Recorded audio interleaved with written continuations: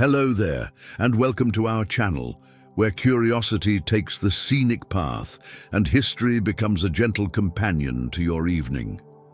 Tonight, I'd like to invite you to settle in and drift with me into a story that begins long before us, but somehow still lingers in our bones and in our myths. It's a story about water, about a planet that once seemed to almost drown in its own melting. Imagine standing at the edge of a world 12,000 years ago. The air still cool with the breath of the Ice Age, the seas restless, the land reshaping itself with every season. Tonight, we'll be wandering through what the Earth was like after the Great Flood, the mysterious period when the ice sheets melted, the oceans surged, and humanity had to find its footing again on a changed planet. But before we wander too far into that past, I'm curious. Where are you listening from right now? Maybe you're close to the sea, maybe far inland. Maybe you can hear rain tapping against your window. Or perhaps you're surrounded by a still, quiet night. Fitting, isn't it, to be speaking about floods and waters when, somewhere at this very moment, rivers and tides are moving, reshaping their own landscapes in miniature. What's it like where you are right now? And as always, if you find this journey soothing, if it helps you unwind, or if it sparks that quiet sense of wonder, I'd be grateful if you gave this video a like or even subscribed, because it helps this little space reach others who might also need a calm voice to carry them into rest. Now, let's find our place on that ancient Earth 12,000 years ago. When we think of floods, we might picture a sudden storm, a river swelling beyond its banks, streets turned into streams. But what happened back then wasn't just a storm or a single river running wild. It was the slow, immense undoing of an ice age.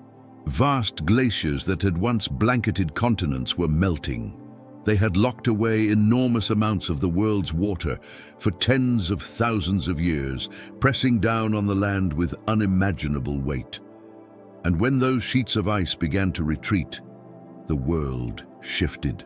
Seas rose, valleys filled, and shorelines moved inland, swallowing forests, plains, and anything that had lived or walked there before. Imagine entire coastlines erased, not in a day, but steadily, relentlessly, year after year. A farm here, a hunting ground there, until regions vanished beneath the encroaching waves. It wasn't sudden the way a movie might portray it, but it was no less dramatic. To the people alive at the time, whose lives were lived close to the land, it must have felt like the earth itself was restless. They would have watched familiar paths disappear, the edges of rivers widen, islands form where none had been before. A sense of impermanence must have seeped into daily life. Imagine walking a trail your parents once knew well, only to find it gone, replaced by a marsh or a widening bay.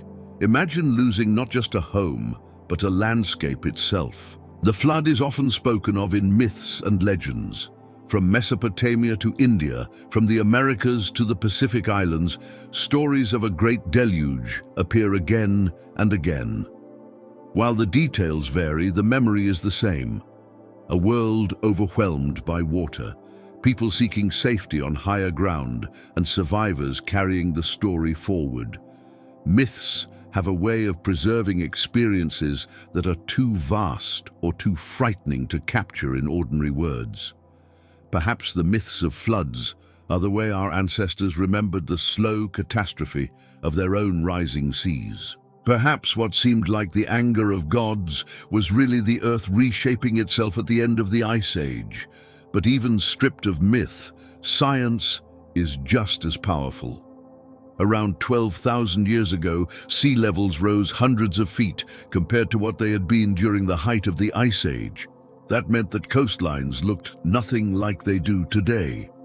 If you were to stand where modern cities now rise, London, New York, Tokyo, you would have been standing miles inland back then, with the sea far away. After the flood, those coastlines moved closer, and much of what was once habitable land now lies beneath the waves. Archaeologists suspect that countless ancient sites are still buried offshore, drowned by this post-glacial sea rise, waiting to be discovered. The world after the flood wasn't just wetter, it was warmer. As the glaciers melted, they not only released water, they changed the climate. Rivers swelled with glacial melt, carving valleys deeper, carrying fertile soil across plains, spreading nutrients that would later support agriculture. The earth became greener in many places, forests spreading into lands once locked in ice. The air carried more moisture, storms shifted, and ecosystems transformed.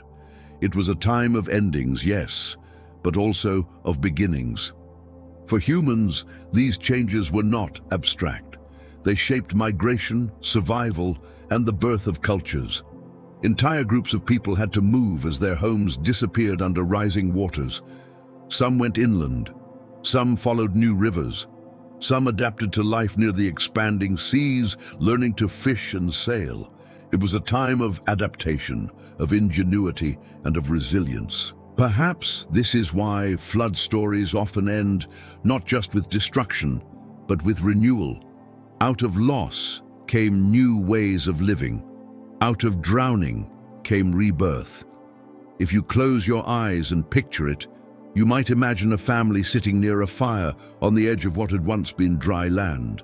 The night is quiet, except for the steady lap of water against the shore. Their grandparents remember a village that once stood farther out, now swallowed by the sea. Their children will never know it existed. For them, the water has always been there. That is how history works when nature moves faster than memory. The flood wasn't uniform. Different regions of the earth experienced it in different ways. In some areas, like the North American Great Lakes, ice melt created vast inland seas, reshaping the map entirely. In others, like the Mediterranean, rivers swelled and poured into basins, flooding valleys that had been dry for millennia. In places like Southeast Asia, low-lying plains were lost to the ocean, while islands grew smaller, scattered remnants of once larger continents. Every culture, every community would have had its own story of what the flood took and what it left behind. It's worth pausing here because when we think about 12,000 years ago, it can feel impossibly distant. But in terms of human history, it isn't that far.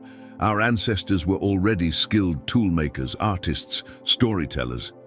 They painted caves, shaped ornaments, and built shelters. They loved it. They raised children. They grieved. To them, the rising waters weren't a geological event. They were part of daily life, like weather, like hunger, like hope. And when you imagine it that way, the flood isn't just history. It's a lived experience, as real and raw as anything we feel today. So what was Earth like after the Great Flood? It was a planet in transition, where every horizon seemed to shift, where maps were redrawn, not by hand, but by water. It was the end of an age and the beginning of another, and as the land changed, so too did the creatures upon it. From the mammoths fading away to the humans stepping cautiously into a new world. And that, perhaps, is where our journey truly begins. When we speak of memory, we often think of our own lives, moments kept like small treasures in the mind, fading or sharpening depending on how often we revisit them. But there are memories that live longer than a single lifetime. Memories that slip into stories, myths, and traditions, carried forward not by one person, but by entire communities across generations. The story of a great flood belongs to this kind of memory. What happened 12,000 years ago wasn't just a change in climate or geography.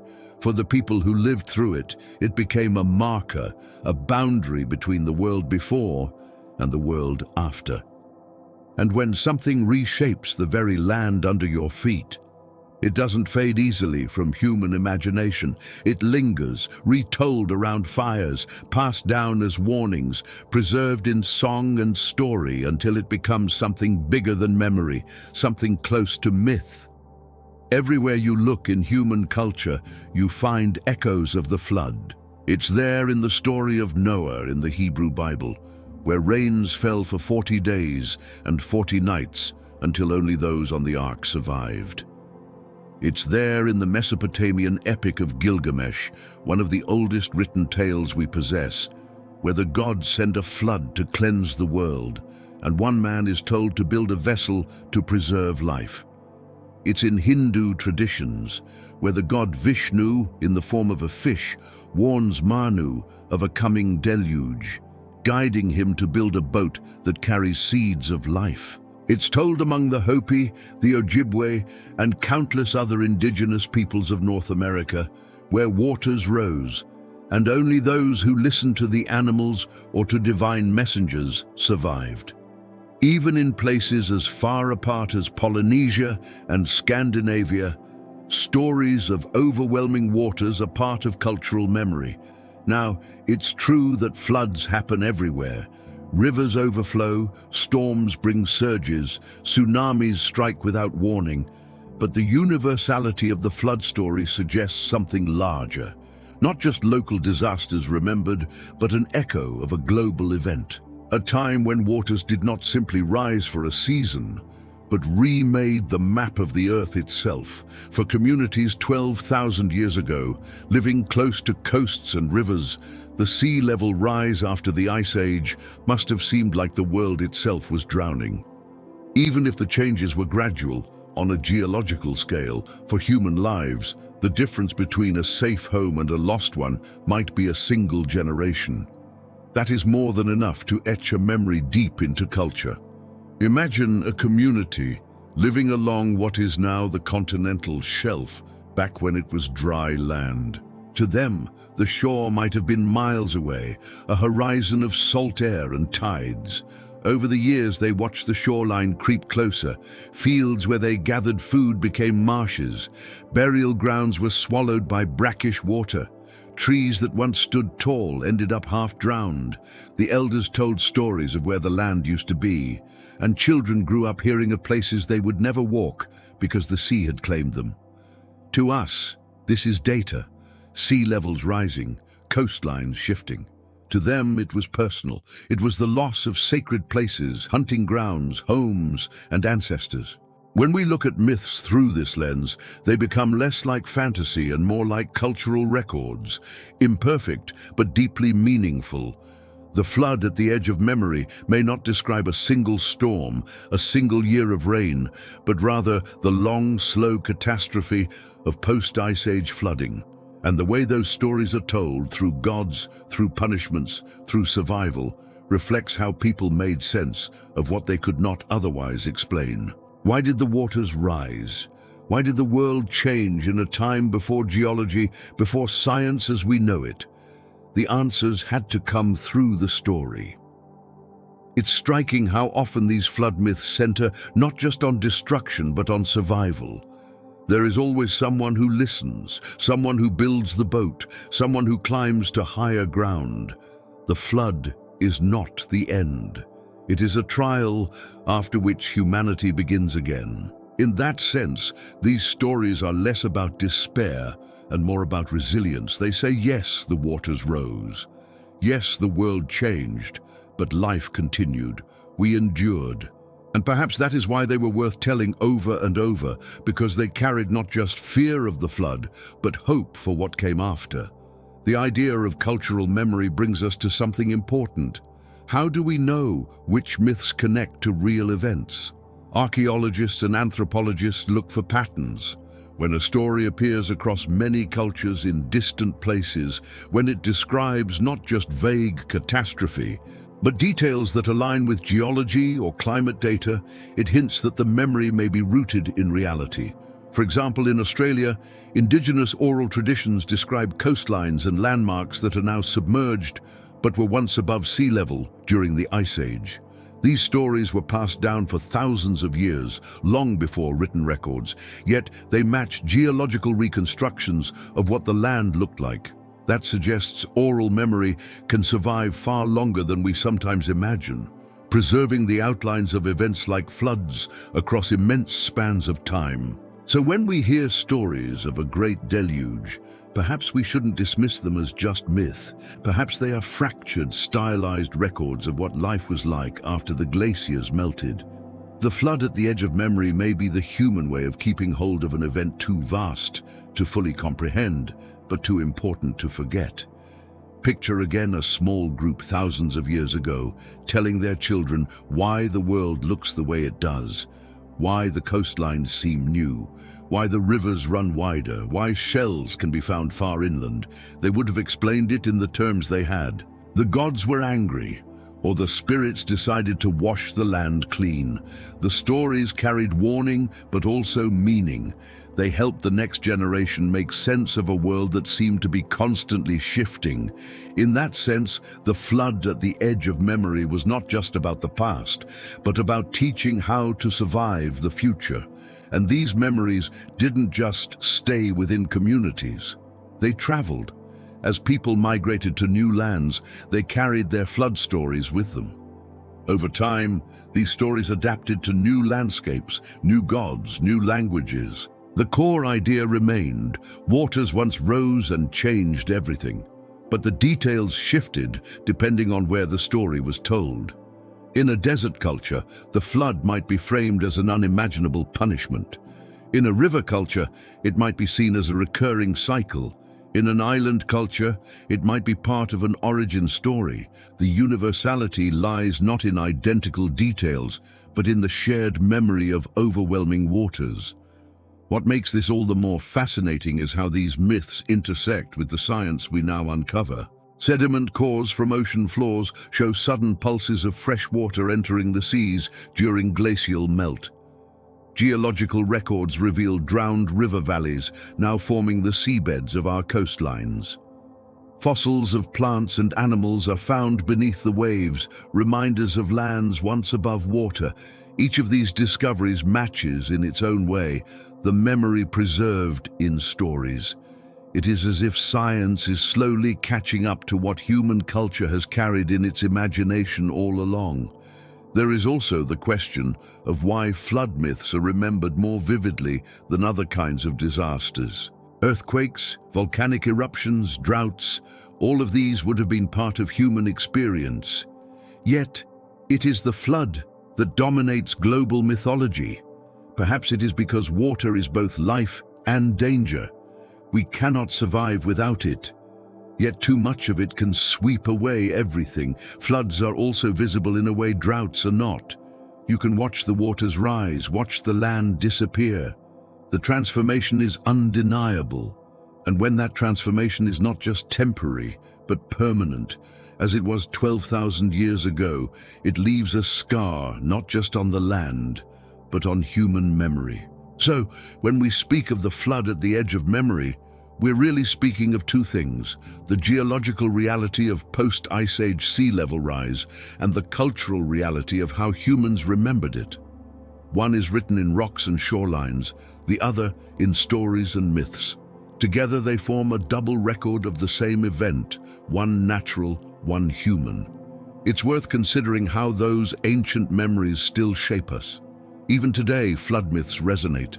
They are retold in religious traditions, in literature, in movies. They carry moral weight, warnings about arrogance, about ignoring signs, about renewal after destruction.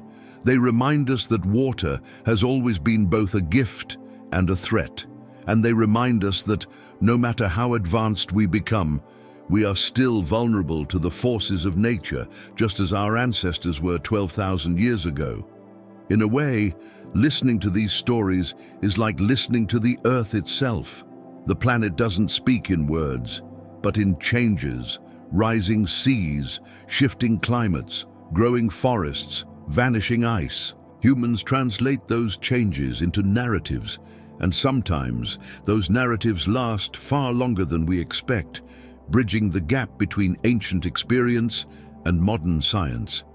And so, as we drift deeper into this story, we find ourselves standing not just in the past, but at the crossroads of memory and geology.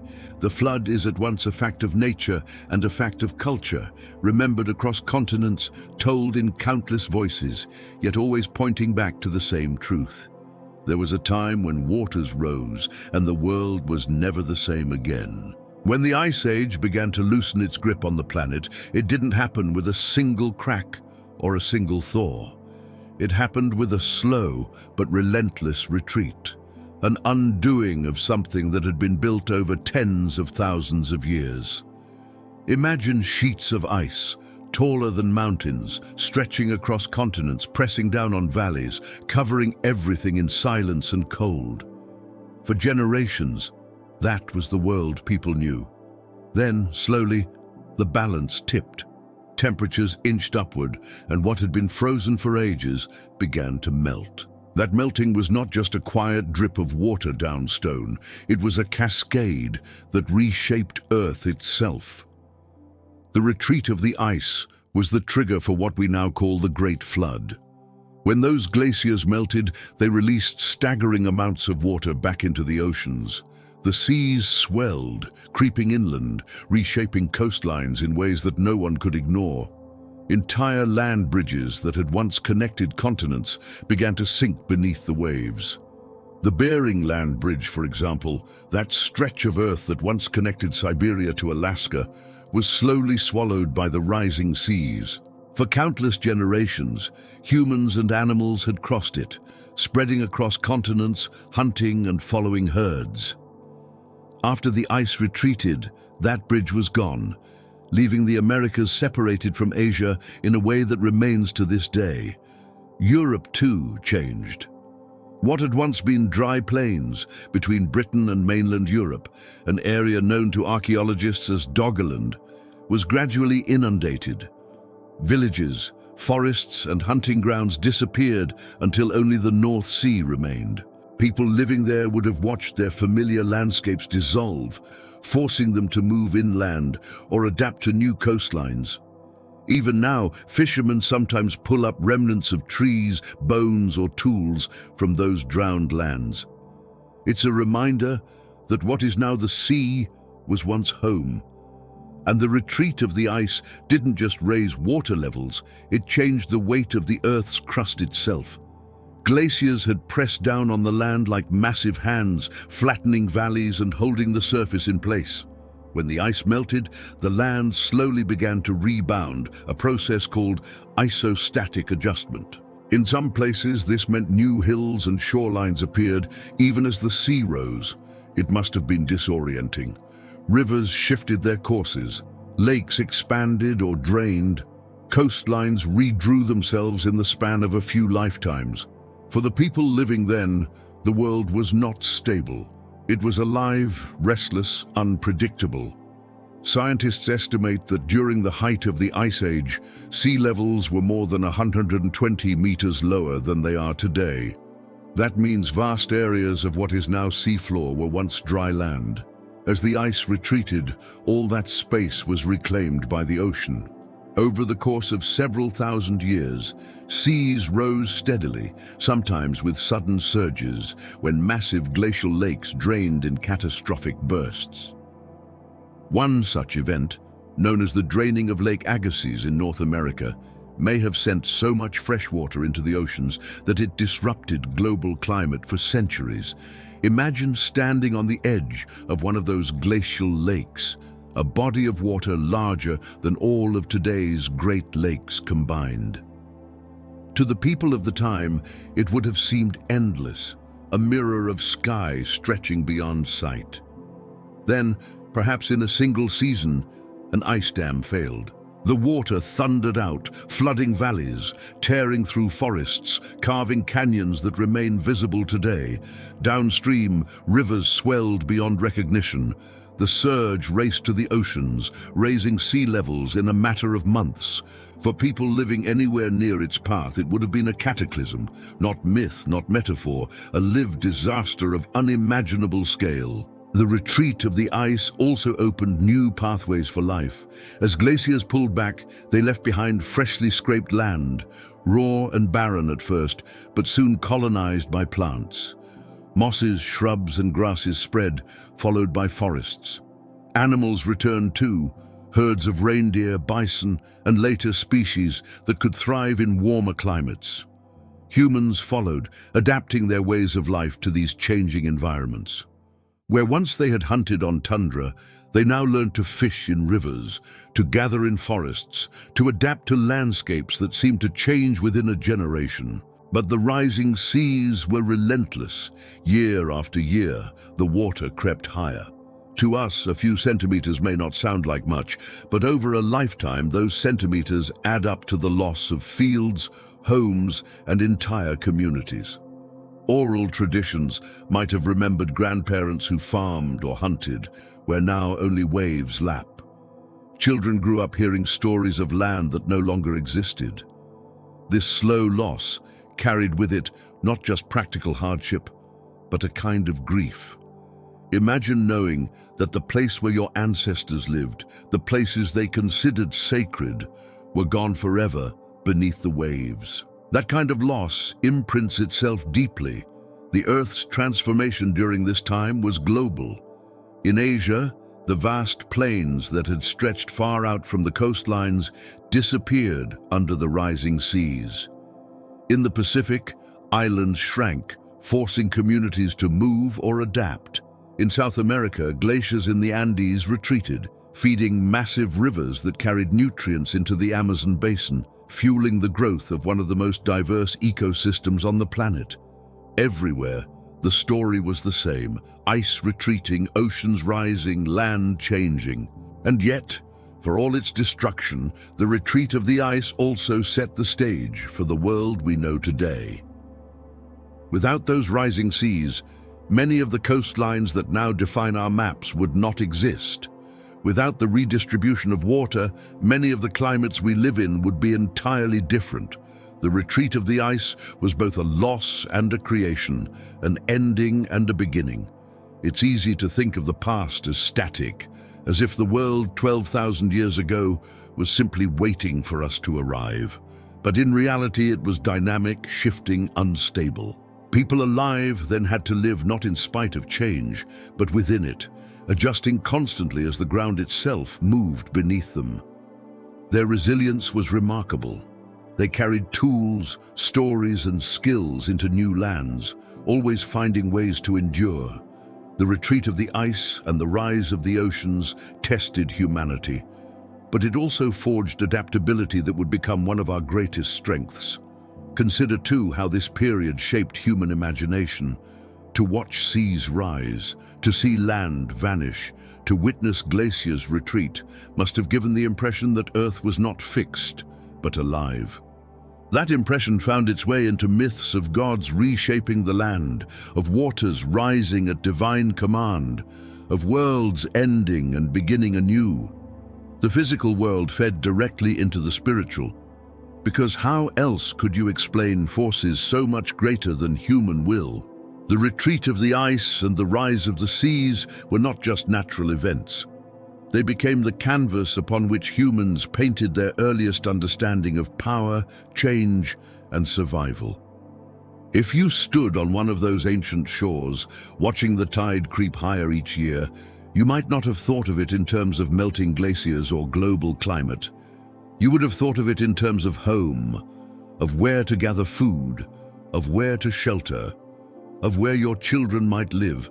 That human scale of understanding is what transformed geological events into memory, and memory into myth.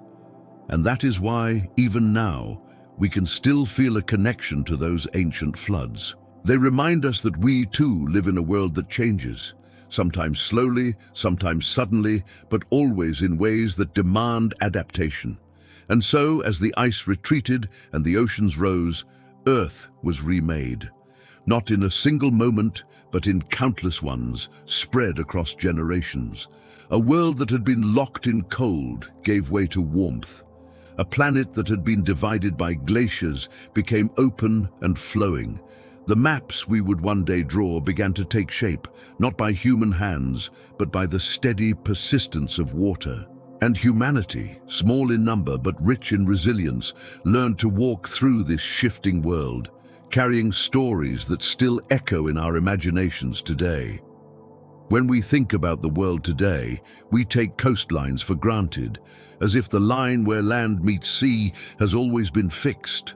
Maps show them with neat precision, blue meeting green, as though they've always belonged exactly where they are. But 12,000 years ago, those boundaries were far from permanent. As the ice retreated and the oceans rose, coastlines shifted in ways that would have felt both sudden and permanent to the people living then.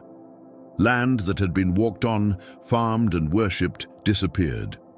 Rivers that once led to fertile valleys now emptied into salt water. Islands appeared where there had once been hills, and whole plains sank beneath waves. The drowned coastlines became silent testaments to the power of water, reshaping the world in ways both subtle and overwhelming. One of the most striking examples lies beneath the North Sea. Today, that stretch of ocean is busy with ships and fishing boats, but hidden below lies a lost land known to archaeologists as Doggerland. During the Ice Age, Doggerland was a vast plain, rich with rivers, lakes, forests, and wildlife. It connected what we now call Britain to mainland Europe, making it possible for people and animals to cross freely. It wasn't just a barren landscape, it was home. Small communities lived there, hunting red deer, fishing in rivers, and gathering plants in meadows that are now lost beneath the sea. For thousands of years, Doggerland thrived. Then, as the seas rose, it began to vanish. Year after year, the shoreline crept inland. Villages were abandoned. Paths were forgotten. Eventually, the land was swallowed entirely, leaving only memories carried inland by those who fled.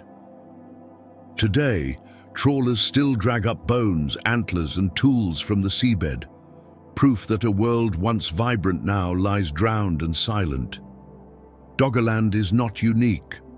All around the planet, similar stories unfolded. In Southeast Asia, a vast plain known as Sundaland connected many of the islands we know today, Sumatra, Java, Borneo, to the Asian mainland. Back then, rivers flowed across fertile valleys and coastal plains stretched for miles. Rising seas transformed that landscape into the scattered islands of Indonesia, the Philippines, and Malaysia. What is now one of the most complex archipelagos on Earth was once a continuous stretch of land. For people living there, the loss would have been dramatic. Ancestral lands vanished beneath waves, and the familiar connections between places were broken. Communities that had once been neighbors across fields and rivers became separated by seas, changing migration, trade, and culture forever. The Persian Gulf tells a similar story. At the height of the Ice Age, it was not a sea, but a broad river valley watered by the Tigris, Euphrates, and other rivers. It may have been one of the lushest regions on Earth, a fertile refuge for early humans. As the seas rose, the valley flooded, transforming into the Gulf we know today. For those living along its rivers, the flood would not have been a single event, but a creeping inevitability. Villages once set comfortably inland found themselves at the edge of rising waters, then beneath them. It's no wonder that so many Mesopotamian flood myths speak of waters swallowing the world, because for them, it did. Farther east in India, the Gulf of Kambat holds submerged ruins that suggest ancient settlements now beneath the waves. Whether those ruins are truly remnants of early cities or natural formations is still debated, but the idea of lost civilizations beneath the sea continues to capture imagination. After all, if so much land was drowned 12,000 years ago, how many of our earliest communities might have been erased? How many stories were lost with them? In Japan, similar evidence lies offshore. Submerged structures near Yonaguni, shaped by either natural forces or human hands, stand as haunting reminders of coastlines that once lay far beyond today's shores. Divers explore what looks like steps, terraces, and walls, as if a forgotten city sleeps beneath the ocean.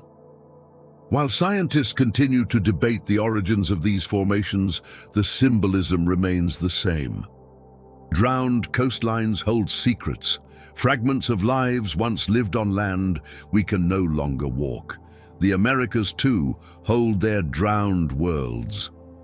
Along the Atlantic coast, what is now the continental shelf was once dry land where mammoths and mastodons roamed, and humans followed.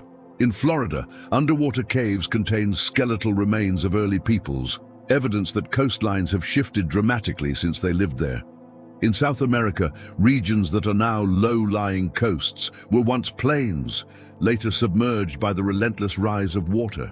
The drowned coastlines stretch across the globe, from the Caribbean to the Pacific, each carrying its own story of loss. But these lost lands weren't simply erased. Their disappearance reshaped human history. When people were forced inland, they carried their knowledge with them, influencing cultures farther away from the sea. Displacement brought new interactions, new communities, and new stories. The drowned coastlines became more than vanished land. They became the catalyst for change. People adapted to new environments, learned to live with new resources, and developed new ways of thinking. The memory of what was lost became embedded in myths, while the reality of adaptation forged new paths for survival. The psychological impact of losing coastlines cannot be overstated. For cultures that saw land as sacred, the drowning of ancestral ground would have been devastating. Burial sites, sacred groves, and gathering places disappeared. Imagine standing on a shoreline, knowing that beneath the waves lay the bones of your ancestors, unreachable, forever cut off by the sea. That sense of separation, of something once permanent now lost, must have shaped cultural identities in ways we can still feel in the flood myths and spiritual traditions that followed. And yet, humans are resilient. Where land disappeared, they found ways to endure. Some became seafarers, learning to navigate the new waters. Others turned inland, reshaping agriculture and settlement around rivers and lakes instead of coasts. In places like the Pacific, the rise of the ocean may have been the very spark that led to the extraordinary seafaring traditions of island cultures, who learned to read waves, stars, and winds to cross vast distances. In this way, the drowned coastlines did not only take, they also gave, challenging people to adapt in ways that expanded human possibility. Scientists studying these drowned lands use sonar, sediment cores, and underwater archaeology to reconstruct the past. Each fragment tells part of the story. Layers of silt show when rivers once flowed across plains. Buried peat bogs reveal where forests stood. Fossils of animals and plants paint pictures of ecosystems now gone. Together, they confirm what myths had preserved. The world was not always as it is now. Seas have risen, lands have drowned, coastlines have shifted. What we think of as permanent is in reality fleeting. And perhaps that is why the drowned coastlines still capture imagination today. They remind us that Earth is never finished. It reshapes itself constantly, sometimes slowly, sometimes dramatically. What is dry land now may one day lie beneath the waves. What is sea today may one day be revealed again. The drowned coastlines are both history and prophecy, showing us not just where the water once was, but where it may go again. Imagine walking on one of those lost plains 12,000 years ago. The air is cool but warming, the land rich with game, rivers winding lazily toward a distant sea. Your family hunts, gathers, and builds shelters. The elders tell stories of the spirits of the land, the animals, the sky. And then, season by season, you watch the sea creep closer. The horizon shifts, landmarks vanish. One day, you walk the same trail your grandparents knew, only to find it underwater. The world feels smaller and yet more uncertain. That sense of impermanence, of change beyond control, becomes part of your worldview. It shapes how you see the land, how you tell stories, how you raise your children. And in time, it becomes part of the myths that survive long after the land itself has disappeared. The drowned coastlines are still there, silent beneath the waves, holding stories we can only piece together. They remind us that Earth's history is not static. that civilizations can rise and fall not only by their own actions, but by the shifting hand of nature itself. And they remind us that, for all our maps and boundaries, the line between land and sea is never fixed. It moves with time, with climate, with the slow persistence of change. 12,000 years ago, entire worlds were drowned, and yet humanity endured, carrying forward the memory of what was lost, reshaping life on the shores that remained. When the ice sheets pulled back, they didn't just release water into the oceans, they reshaped the very veins of the continents. The retreat left behind scars, hollows, and basins, and into those basins poured meltwater, rain, and runoff, creating lakes and rivers where none had existed before. In some places, the land was scoured so deeply by glaciers that it formed the cradles of freshwater seas. In others, the immense weight of ice had pressed the ground down, and when that weight lifted, the depressions filled with water, leaving behind landscapes that still define regions today. Earth after the flood wasn't just a world of rising oceans. It became a planet laced with new waterways, an interconnected system of rivers and lakes that carried life, sediment, and memory. The North American continent offers one of the clearest examples. As glaciers retreated from what is now Canada and the northern United States, they left behind vast meltwater lakes.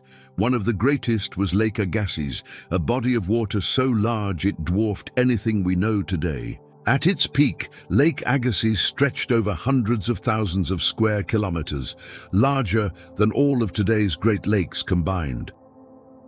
Imagine a freshwater sea covering the heart of a continent, its shores reaching horizons so distant that those standing on one side could not see the other. To the people of the time, it would have seemed endless, a new inland ocean in the middle of the land. But these giant lakes were not stable. They were held in place by the remains of ice sheets, by ridges of moraine, and by fragile barriers that could shift or collapse.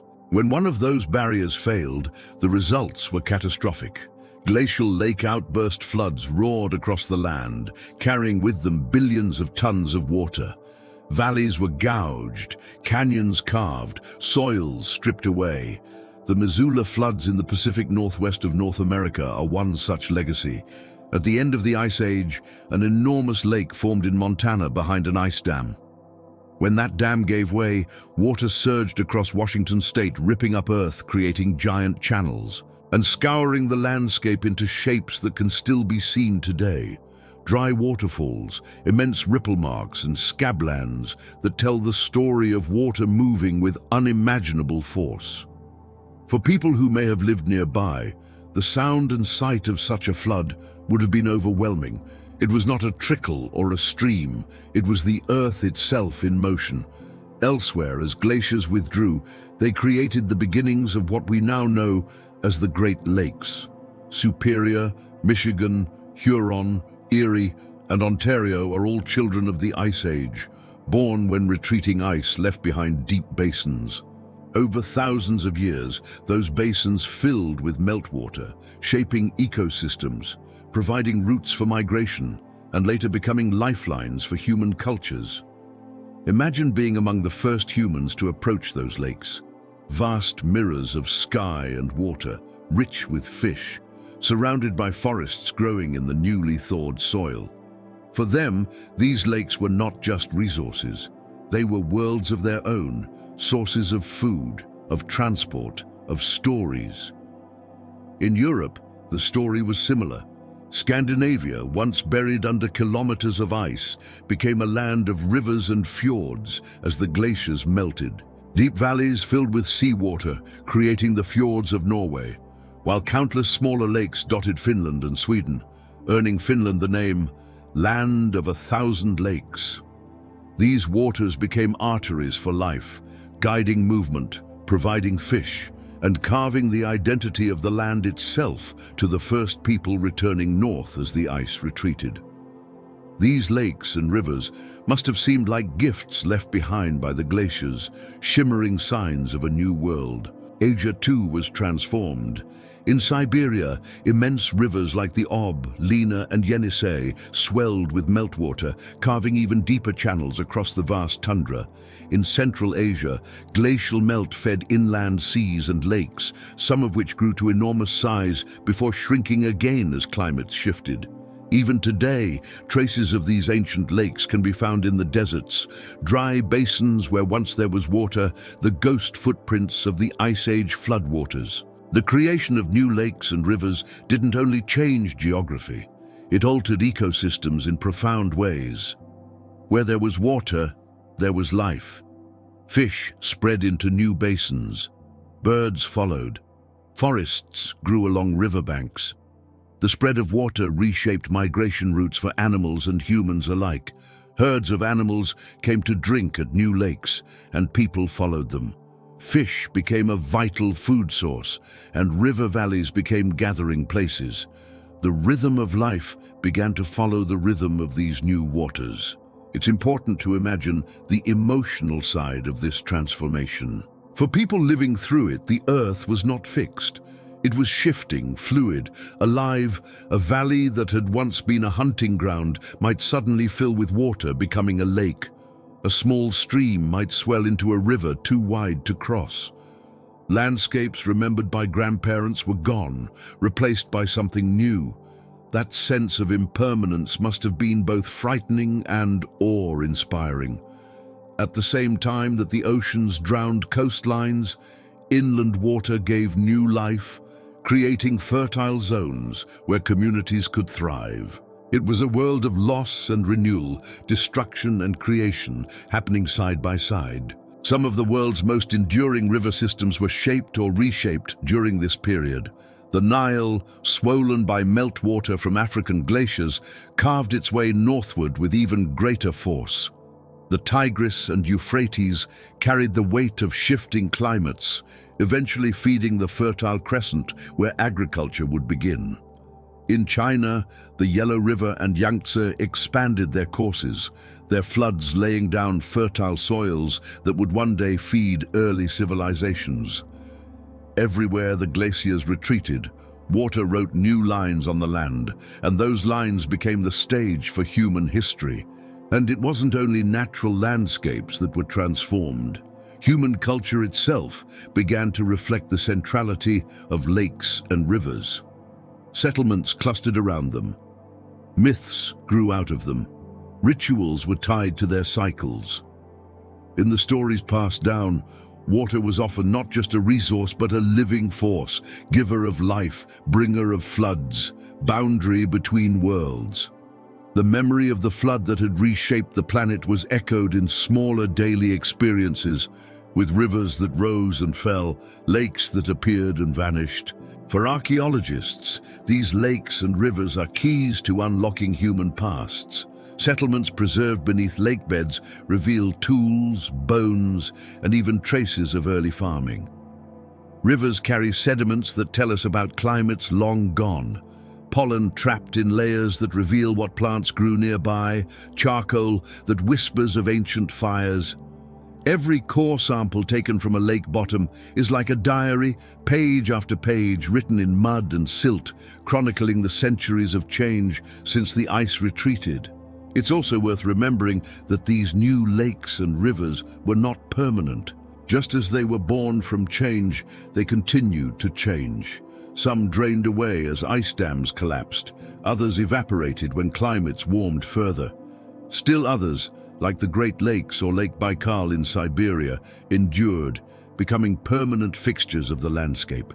The story of these waters is one of constant flux, reminding us that nothing in nature is fixed, not even the rivers we think of as eternal. Imagine sitting by one of these newborn lakes 12,000 years ago. The air is still, the water smooth, broken only by the occasional ripple of a fish or the flight of a bird across its surface. You dip a hand into the cold water, fresh from glaciers, and feel its chill run through you. Around you, plants are beginning to grow in the damp soil, animals coming to drink at the shore. The world feels new, fragile, and full of possibility. That lake is not just water. It is a symbol of survival, of adaptation, of a planet remaking itself in the wake of catastrophe. And so, after the flood, Earth became a world of lakes and rivers, of waters newly born from retreating ice. They were not only features of geography, but lifelines for life. They gave people places to settle, food to eat, and stories to tell. They carried with them the memory of the glaciers that had shaped them, and the promise of futures yet to come. The drowned coastlines had taken, but inland, the new lakes and rivers gave back, ensuring that life, though changed, would continue to flow. As the ice retreated and waters filled new basins, something else began to take root across the land. Where once there had been sheets of white stretching endlessly to the horizon, there were now patches of green, small at first, but growing with every season. Mosses and lichens were often the pioneers, clinging to bare rock left behind by glaciers. Then came grasses, shrubs, and eventually forests, expanding into spaces that had been uninhabitable for tens of thousands of years. The rebirth of forests and the spread of grasslands after the Great Flood marked not only a transformation of landscapes, but the beginning of new ecosystems that would shape life on Earth in profound ways. To imagine this shift, picture Northern Europe at the end of the Ice Age. For thousands of years, much of the region had been buried under glaciers. The weight of that ice had pressed the land down, and nothing grew on the barren white expanse. But as the ice pulled back, sunlight touched soil again. Seeds carried by wind and water, dormant for years, began to sprout. Grasses covered valleys once carved by glaciers. Birch trees spread quickly, followed by pine and then oak. Slowly, an empty wilderness became a patchwork of meadows and forests. To the humans who ventured back north after the ice receded, the land must have seemed miraculous, as if the earth itself were waking up. The same story played out across North America. Vast areas that had been tundra transformed into grasslands, then forests. Herds of animals followed, drawn by the abundance of plants. Mammoths, mastodons, bison, horses, and deer roamed these new plains, while predators like saber-toothed cats and dire wolves followed close behind. Rivers and lakes created by the retreating glaciers became magnets for life, drawing animals and people alike. Where ice had once reigned, now there was a thriving web of life, buzzing, running, flying, and flourishing. These changes were not uniform. Some areas became dense with trees, while others remained open grasslands. Climate, rainfall, and soil shaped what grew where. In regions with enough moisture, great forests rose. In drier areas, grasslands stretched wide. Together, these environments created a diversity that had not existed for tens of thousands of years. It was as if the earth, freed from its icy prison, decided to cover itself with every shade of green it could muster. The spread of forests had profound effects on climate. Trees absorbed carbon dioxide and released oxygen, helping stabilize the atmosphere after the upheavals of glacial retreat. Forests also altered rainfall patterns, drawing moisture into the air and feeding local weather systems. In turn, those rains nurtured more plant life, creating a feedback loop that encouraged growth. In a very real sense, forests reborn after the Ice Age helped set the stage for the climates we live in today. Grasslands were equally important. They may not seem as dramatic as forests, but they supported vast herds of grazing animals. Those animals, in turn, supported predators and scavengers, creating entire ecosystems based on open fields of grass. For humans, grasslands provided rich hunting grounds, as well as pathways for migration. Following herds across plains, people could travel great distances, carrying stories, tools, and traditions with them. Grasslands were highways of both animals and ideas. Imagine being among the first humans to step into a valley once buried by ice, now covered in green. The ground is damp, rich with new soil. Birds circle overhead, nesting in young trees. Small animals dart through grasses. The silence of the glacial world has been replaced by the sounds of life, buzzing insects, rustling leaves, the call of animals. For people who had known only the tundra and ice, this must have felt like abundance beyond imagining. Food, shelter, firewood, and beauty, all in places where none of those things had existed for generations. But forests and grasslands didn't just appear. They moved. Trees spread northward at a pace of tens of kilometers per century, a slow migration that mirrored the retreat of ice.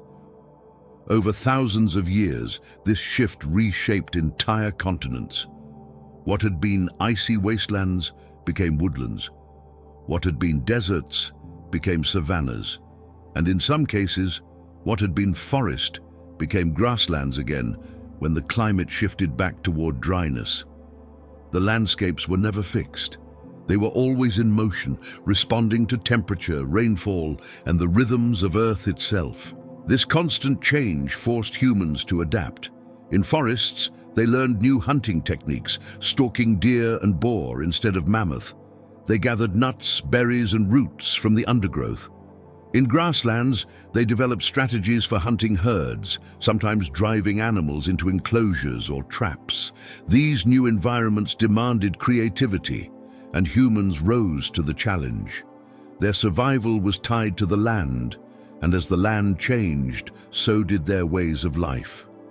The spread of forests also brought new dangers. Dense woods could shelter predators, making travel more dangerous. Diseases carried by forest insects could spread among human groups.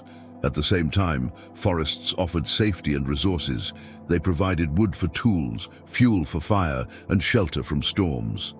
For early humans, forests were both sanctuary and challenge, shaping culture and survival in equal measure. Grasslands, too, were double-edged. They offered visibility, making it easier to spot prey and predators. But they also left little cover, exposing hunters to the watchful eyes of animals and the threat of ambush. Open landscapes required different skills than forests. Endurance for long hunts, cooperation among groups, and sharp observation of animal behavior. These environments taught humans how to work together, how to plan, how to adapt, not just physically, but socially. The rebirth of forests and the spread of grasslands also shaped spiritual life. In myths and rituals, trees became symbols of life, growth, and connection between earth and sky. Grasslands inspired stories of vastness, freedom, and the movement of animals. For people living so close to the land, the environment was not separate from their identity. It was woven into it. The return of green after the flood was more than a physical transformation. It was a spiritual awakening, a reminder that life could return even after the world seemed buried in ice. Archaeological evidence supports these shifts. Pollen records preserved in lake sediments show the gradual replacement of tundra plants with grasses, then trees. Charcoal layers reveal that humans used fire to shape these landscapes, clearing areas for hunting or encouraging the growth of certain plants. Bones and tools found in ancient campsites show changing diets as people adapted to new environments. Together, these traces confirm what stories suggest: that the end of the Ice Age was not just a climatic event, but a complete transformation of how humans lived. Forests and grasslands also laid the foundation for agriculture. As humans gathered plants from these new environments, they began to notice which seeds grew best, which plants could be encouraged. The abundance of wild grains in grasslands and fruits in forests created opportunities for experimentation. Slowly, over thousands of years, these experiments turned into cultivation. The rebirth of green landscapes after the flood made farming possible, and farming in turn would transform human societies forever. It's striking to realize how much of our modern world still depends on these changes. The forests that grew after the Ice Age remain some of the oldest ecosystems on Earth. The grasslands that spread supported the ancestors of today as grazing animals and laid the groundwork for pastoral cultures. Even now, our fields of wheat, barley, and rice trace their lineage back to those wild grasses that first spread into the empty lands left by glaciers. Imagine once more walking through one of those forests as it spread northward. The trees are young, their trunks thin, their canopy not yet dense. Light streams through, dappling the forest floor. Small animals scurry in the underbrush, while birds call from the branches. The air smells of damp earth and growing things. It is a world in transition, still raw, still new, but full of promise. And if you step out of the trees into the open, you find a sea of grass stretching toward the horizon, rippling like waves in the wind. Herds graze in the distance, and the sky above feels impossibly wide. Between forest and grassland, you're standing in the heart of a planet remade, and that was the gift of the earth after the flood. It did not simply take, it gave back in green, in abundance, in life. Forests were reborn and grasslands spread, reshaping the world not just for animals and plants, but for humans who would build their future on the landscapes that emerged. And as those landscapes grew and changed, so too did the people, adapting, surviving, and carrying forward the memory of a world forever transformed. When the Ice Age loosened its hold and the waters reshaped the earth, not every creature was able to make the transition. The period after the Great Flood was not only a time of rebirth and renewal, but also a time of endings. Entire species that had once roamed in vast herds or hunted across frozen plains began to vanish. Some disappeared slowly, fading as climate shifted and their food sources dwindled. Others seemed to have vanished in sudden waves, leaving behind only bones and traces in the soil.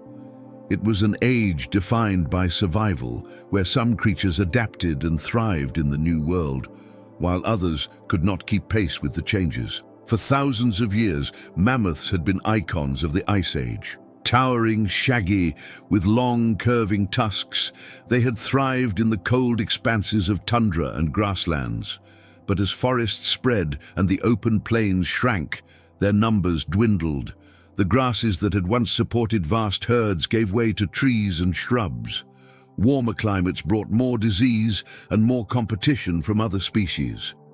At the same time, human hunters put pressure on populations already struggling to adapt.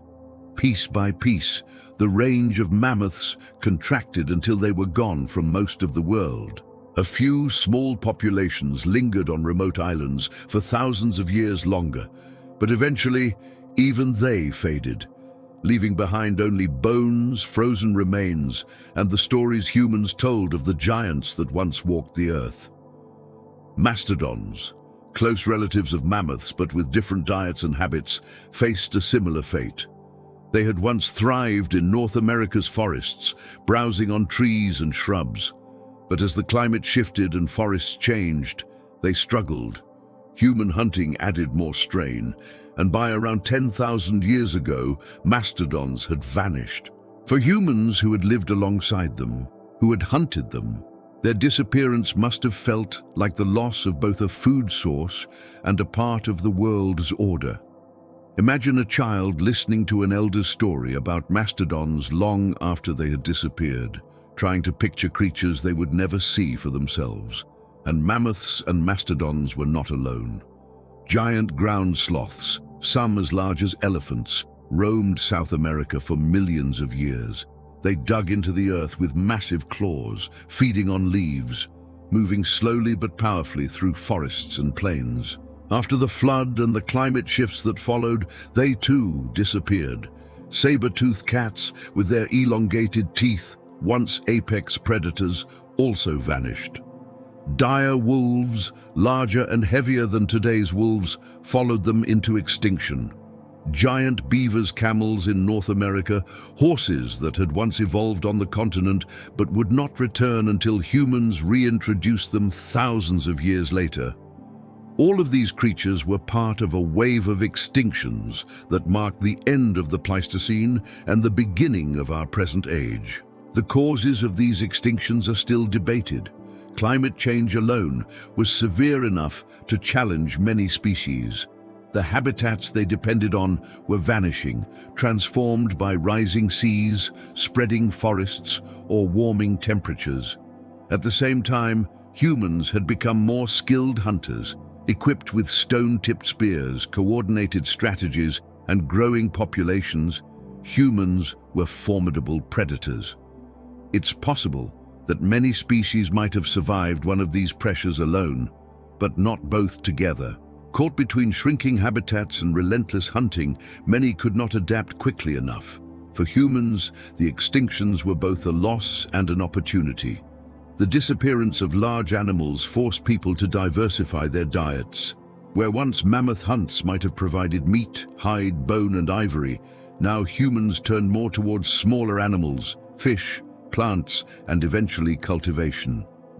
This shift may have been one of the pressures that pushed humanity toward farming, as reliance on unstable animal populations was no longer sustainable. In this way, the extinctions that marked the end of the Ice Age also shaped the birth of agriculture and the societies that would follow.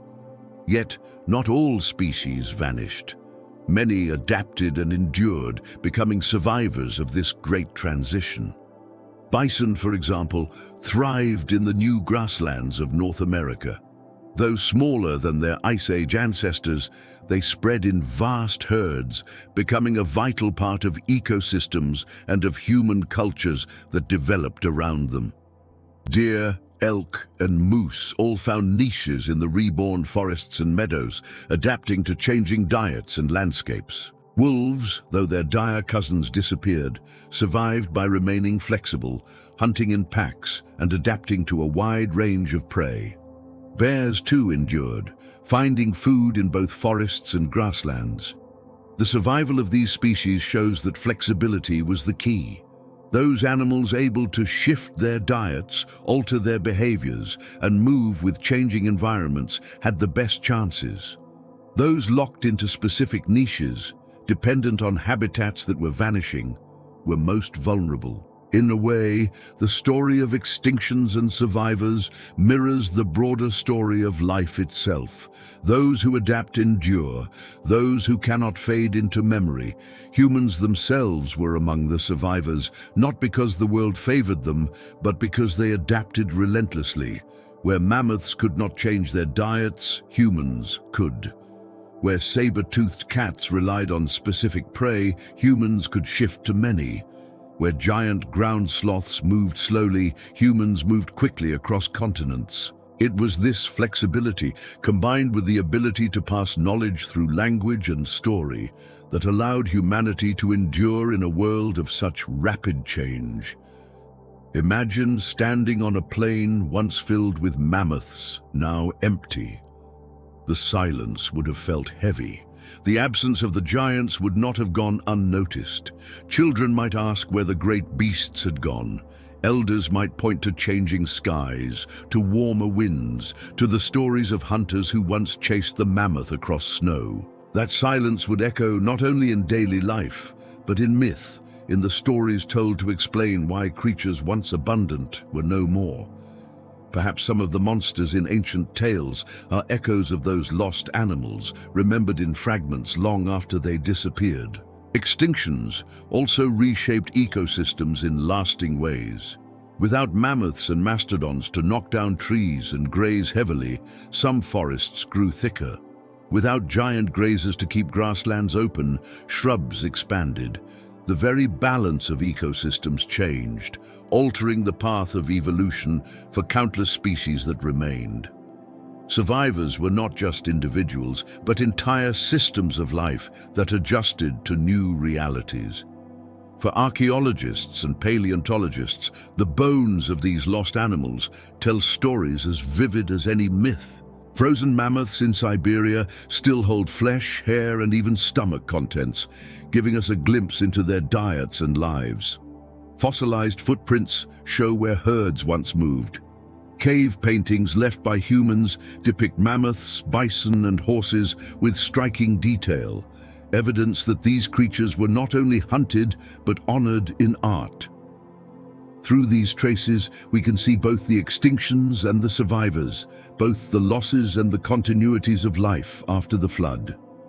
The great extinctions remind us that the end of the Ice Age was not simply a smooth transition into the world we know. It was a time of upheaval, of sudden absences, of ecosystems forced into entirely new patterns. Yet, even in those losses, life found ways to continue. New niches opened, survivors thrived, humans adapted. The world became quieter in some ways, but also more stable, setting the stage for the next chapter of history. And so, in the wake of the flood, Earth was both emptied and filled. The giants of the Ice Age vanished, leaving space for new species to emerge, while the survivors carried forward into a future they had never known before. For people, these changes were woven into memory, into myth, into survival strategies that ensured humanity itself would endure. The extinctions were real, devastating, and final for some. But the survivors remind us that even in great loss, life continues, reshaping itself in forms both familiar and new. When the waters rose and the ice withdrew, it was not only the animals and the land that had to adjust. Humanity itself stood at a threshold. People who had lived in a world shaped by glaciers and cold suddenly found themselves facing a different planet, warmer, wetter, more unpredictable, and filled with landscapes they had never seen before. The deluge did not wash humans away, but it did force them to rethink everything. Where they lived, what they ate, how they moved, and even how they saw themselves were all shaped by the new conditions that emerged after the flood. It's important to picture who these people were. They were not primitive in the way we sometimes imagine. By the time the Great Flood transformed their world, humans were already skilled toolmakers, hunters, gatherers, and artists. They had painted caves with images of animals, crafted ornaments, carved figurines, and told stories that carried meaning across generations. They knew how to track game, how to shape stone into blades, how to use fire not only for warmth, but for managing the land. These were people who had survived the cold grip of the Ice Age, who had adapted to scarcity, to shifting herds, to the harshness of frozen tundra. And when the waters came, they carried that same resilience into a world remade by melt and flood. The rising seas reshaped human migration. Lands that had once connected people were gone. Communities that had been neighbors across plains and rivers suddenly found themselves separated by water. In Eurasia, the flooding of Doggerland cut Britain off from the continent. In Southeast Asia, the drowning of Sundaland fragmented what had once been a continuous plain into hundreds of islands. In the Americas, coastlines advanced inland, erasing hunting grounds and settlements. Everywhere the flood redrew the map, and humanity had to adjust. Some groups retreated inland, seeking new hunting grounds in forests and valleys. Others turned toward the water itself, learning to fish, to build boats, to navigate coasts. In that way, the deluge did not just destroy, it pushed humans to become more inventive. Food was at the center of this shift. Large animals that had been staples of Ice Age hunting were disappearing, whether from climate changes, habitat loss, or hunting pressure. Mammoths, mastodons, giant sloths, and other megafauna were fading from the earth. That loss forced humans to broaden their diets. Smaller game, fish, shellfish, birds, and plants became increasingly important. Gathering nuts, seeds, and roots provided reliable sources of food when big hunts were less predictable. In some regions, this growing reliance on plants laid the groundwork for farming. The domestication of wheat, barley, rice, and maize all trace back to this period of transition, when people began experimenting with tending the plants they had long gathered. Fire became another tool for reshaping landscapes. People used it to clear forests, to encourage the growth of certain plants, and to make hunting easier. In doing so, they began to take a more active role in managing the ecosystems around them. This shift from passive survival to active shaping of the land was subtle at first, but it marked the beginnings of humanity's long path toward agriculture, settlement, and civilization. After the deluge, humans were no longer simply enduring the changes of the planet. They were beginning to change the planet in return. Social life also adapted. Rising waters and shifting ecosystems meant movement. Groups that had once lived in familiar places had to migrate, sometimes merging with others, sometimes competing for resources. These encounters brought both conflict and cooperation. New technology spread more quickly as groups came into contact. Stone tool techniques, fishing methods, and eventually farming practices crossed boundaries as people carried knowledge with them. The flood, in this sense, was not just a physical event, but a cultural one, forcing people into closer contact and accelerating the exchange of ideas. The spiritual and symbolic worlds of humans changed as well. Flood myths became a common thread in cultures across the globe, suggesting that the memory of rising waters etched itself deeply into the human mind. These stories often carried themes of destruction and renewal, of divine judgment and survival. They were not only ways of remembering the past, but also ways of making sense of change. For people who had watched lands vanish beneath waves, stories gave meaning to loss. They also offered hope. Narratives where survival was possible, where humanity endured even in the face of overwhelming forces. The deluge became not only a memory of water, but a metaphor for resilience. Imagine sitting with a small community 12,000 years ago, gathered around a fire at the edge of a newly formed lake. The elders tell of lands that once lay farther out, of valleys now drowned. They speak of animals that no longer roam, of hunts that once sustained their families but can no longer be found. The children listen with wide eyes, growing up in a world where change is the only constant. They learn not only skills, but stories, carrying with them both the practical tools to survive and the deeper lessons of endurance. That blending of memory and adaptation is what carried humanity forward after the flood. Technology advanced in quiet but significant ways. Fishing nets, bone hooks, canoes, and rafts became increasingly important. In places where rivers and lakes spread, humans learned to use waterways as highways, moving goods and knowledge across greater distances. The bow and arrow began to spread during this period, offering more efficient hunting of smaller game. Grinding stones appeared, used to process grains and seeds into flour. Each of these innovations reflected a shift in human needs and environments, a direct response to the new challenges of a world remade by water and climate. Archaeological sites give us glimpses of these changes. In the Fertile Crescent, evidence shows communities experimenting with early forms of farming as early as 10,000 years ago, just after the Great Flood era. In Japan, the Jomon people developed some of the world's earliest pottery, likely used for cooking and storing food in a world where diets had become more plant and fish-based. In North America, sites reveal shifts from hunting large game to exploiting smaller, more diverse food sources. Everywhere, the pattern is the same. After the deluge, humans adjusted, inventing, experimenting, and surviving.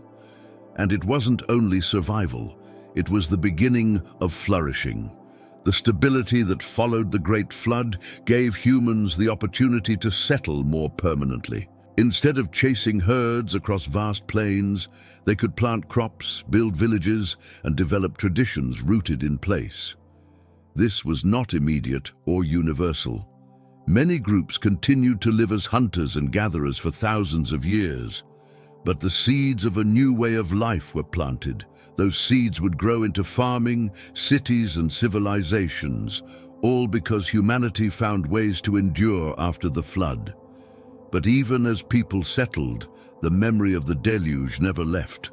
Stories of rising waters were carried in myths, rituals often centered on water, on rivers, on fertility and renewal. In many cultures, the line between land and sea was seen as a boundary between worlds, reflecting the real experience of coastlines advancing inland and swallowing the familiar. These cultural echoes show how deeply the flood shaped not just survival, but imagination. Survivors of the deluge were also faced with choices. Some embraced the new, becoming farmers and fishers. Others clung to older ways, following herds into shrinking grasslands. The coexistence of these paths shows that humanity was not moving along a single line of progress, but exploring many ways of living. In the long run, those who farmed had an advantage, producing more food and supporting larger populations. But for thousands of years after the flood, diversity of lifestyles remained, each adapted to specific environments. The flood also made humans more mobile. Rising seas forced migrations, sometimes over great distances. People followed rivers into new lands, sailed to islands that had once been part of larger continents, and spread into territories that had previously been locked in ice. This mobility accelerated the global spread of humanity, ensuring that people reached nearly every corner of the planet. After the flood, humanity was no longer only surviving in pockets. It was expanding, exploring, and filling the world. And through it all, there was continuity. Families raised children, communities told stories, people made art, caves continued to be painted, beads continued to be strung, and music continued to be played on flutes carved from bone. Even in the midst of upheaval, humans held on to the need for beauty, meaning, and connection. The flood may have reshaped the physical world, but it did not wash away the essence of what it meant to be human. In the end, humanity after the deluge was both fragile and strong. Fragile in the face of forces beyond control, rising seas, vanishing animals, shifting climates. Strong in the ability to adapt, to create, to endure. Out of that balance came everything that followed: farming, villages, civilizations, and eventually the world we live in today. The flood was not the end for humans.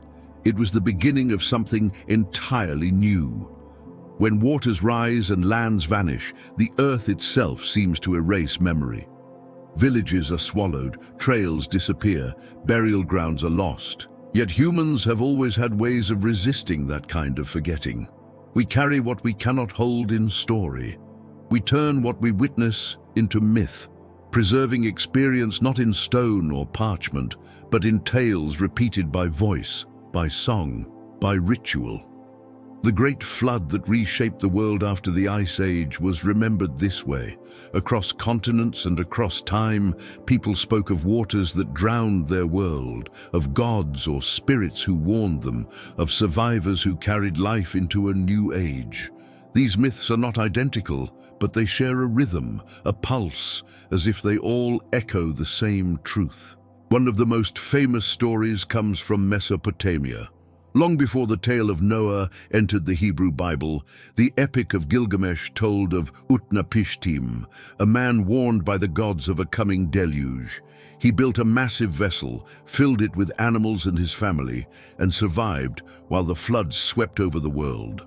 When the waters receded, his boat rested on a mountain, and life began again. This story was inscribed in clay thousands of years ago, but it almost certainly reaches back further. Perhaps to the memory of when the rivers of the Fertile Crescent swelled with meltwater, or when the Persian Gulf swallowed its valleys. In India, there is the story of Manu, who was warned by a fish, an avatar of Vishnu, that a great flood would come. The fish instructed him to build a boat and bring seeds of every plant, along with animals, to preserve life. When the waters rose, the fish towed Manu's boat to safety, and from him, humanity began again. This tale, like others, is not just about destruction, but about preservation, about survival through divine guidance. Its imagery, seeds carried into the future, a vessel pulled through the waters, speaks of a people who knew the fragility of life when seas consumed land. Among the Greeks, there is the myth of Deucalion and Pyrrha. Warned by Zeus of an impending flood meant to cleanse humanity, they built a chest and survived as the waters rose. When the flood receded, they repopulated the earth by casting stones behind them, which transformed into people. The tale carries with it the same themes: judgment, destruction, survival, renewal, that echo through flood myths across the world. It's a pattern almost too consistent to be coincidence. Far across the ocean in the Americas, indigenous peoples carried their own flood stories. The Hopi tells of a world destroyed by water when people strayed too far from harmony. Survivors were guided to safety by spiritual beings, emerging into a new world after the waters receded.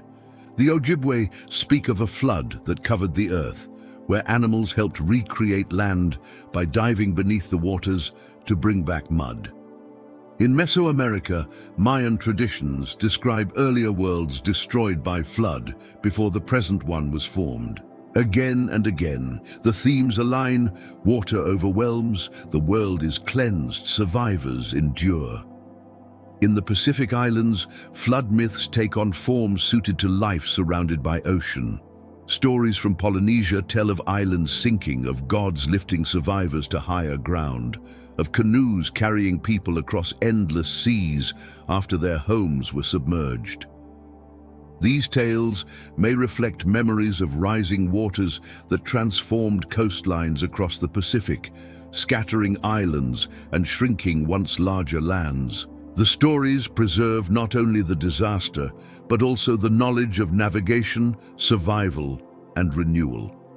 Even in Northern Europe, among Norse traditions, there are echoes of water overwhelming the world. In the great cycles of myth, floods and seas often mark the boundaries between ages, washing away what came before so that something new can emerge. The pattern holds: destruction, survival, renewal. It is tempting to see these myths only as stories shaped by imagination, by the need for meaning. But when they appear across so many cultures, in places separated by oceans, with details so strikingly similar, they suggest something more. They suggest memory. Not memory in the way we think of recalling yesterday, but cultural memory, the kind that survives not in a single mind, but in the telling and retelling across generations. Oral traditions can last far longer than we often assume. In Australia, Aboriginal peoples have stories of coastlines that are now underwater, describing bays and landmarks that geologists confirm existed before seas rose. Those stories are at least 7,000 years old, perhaps older, passed down with such care that even the geography remains intact. If those memories can endure, then it's not difficult to believe that flood myths worldwide carry echoes of the great inundations 12,000 years ago. The language of myth transforms natural events into moral or spiritual lessons. A flood is not simply water rising, it becomes a judgment, a cleansing, a renewal. Survivors are not just lucky, they are chosen or wise enough to listen to warnings or blessed by divine beings. This framing gives meaning to what might otherwise feel senseless. Why did the waters rise? Why was land lost? Why did animals vanish? Through myth, the answers come.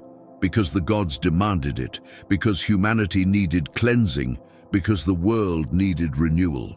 These answers may not satisfy modern science, but they carried comfort and coherence to those who lived through disorienting change. And yet, the alignment between myth and science is striking. We know now that sea levels rose more than 100 meters at the end of the Ice Age, drowning coastlines across the globe. We know that great floods swept through river valleys as glacial lakes burst. We know that entire ecosystems vanished, forcing humans to migrate and adapt. These are facts written in sediments, in fossils, in ice cores. When myths from Mesopotamia, India, the Americas, and the Pacific all speak of waters covering the earth, it is hard not to see them as parallel accounts of the same reality. Science uncovers the mechanics. Myth preserves the human experience. Together, they tell a fuller story. Imagine being one of those survivors, watching as the shoreline moved closer year after year. Your grandparents tell you stories of fields where they once gathered food, now drowned. Your parents tell you of homes abandoned as rivers rose. You see the waters creeping higher, swallowing landmarks, forcing your community to move. One night around the fire, You hear the tale of how the gods sent water to test humanity and how your people were chosen to endure. That story doesn't just explain the past, it prepares you for the future. It teaches resilience, caution, humility. It carries not only memory but wisdom. Flood myths also highlight the importance of listening. In many versions, someone is warned, a prophet, a king, a humble farmer. Those who listen to the warning survive. Those who ignore it perish. This theme reflects the reality of survival in times of change. Those who paid attention to shifting rivers, to rising tides, to the signs of nature, were more likely to endure. Those who dismissed them suffered. The myths turned that hard lesson into narrative, ensuring it would be remembered by future generations. There is also something deeply human in the way these myths preserve not only destruction, but renewal.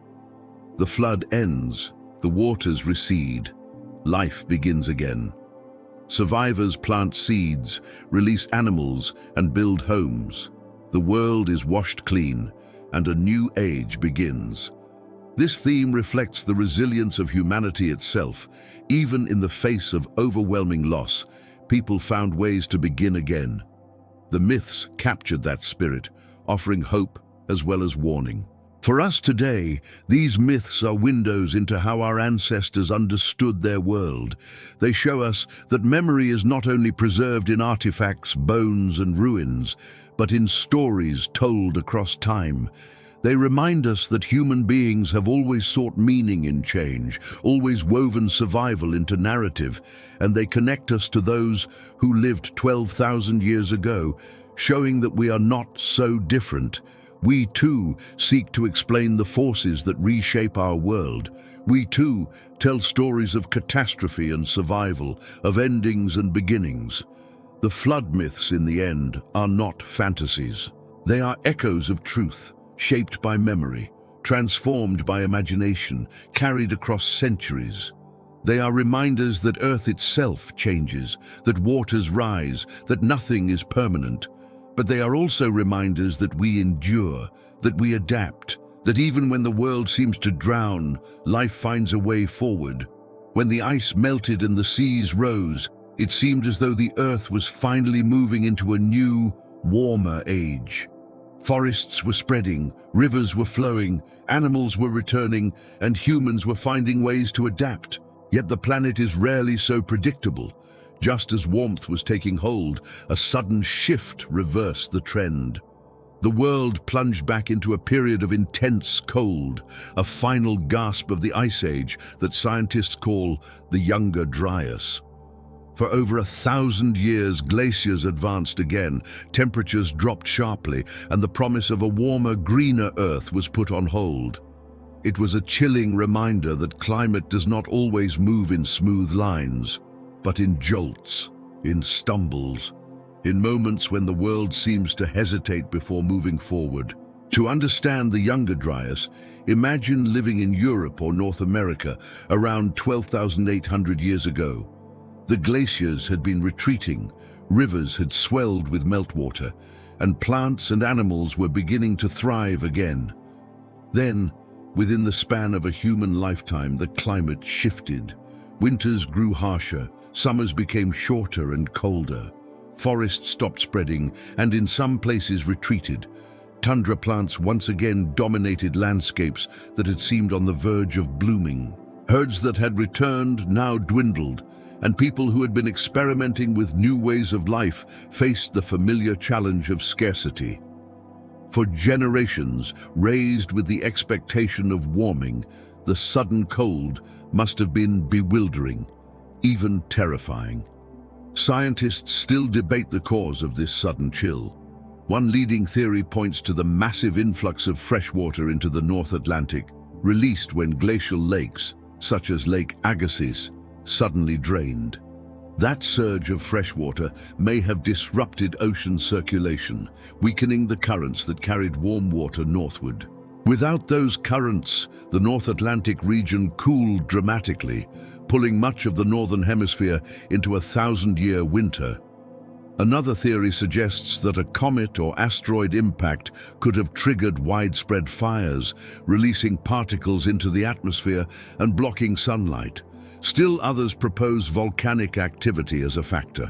Whatever the cause, the effect was profound. The Earth stumbled back into cold just as it was emerging from ice.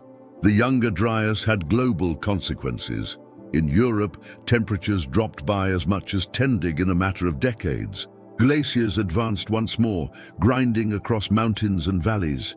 In the Middle East, droughts became severe, reshaping the availability of plants and animals.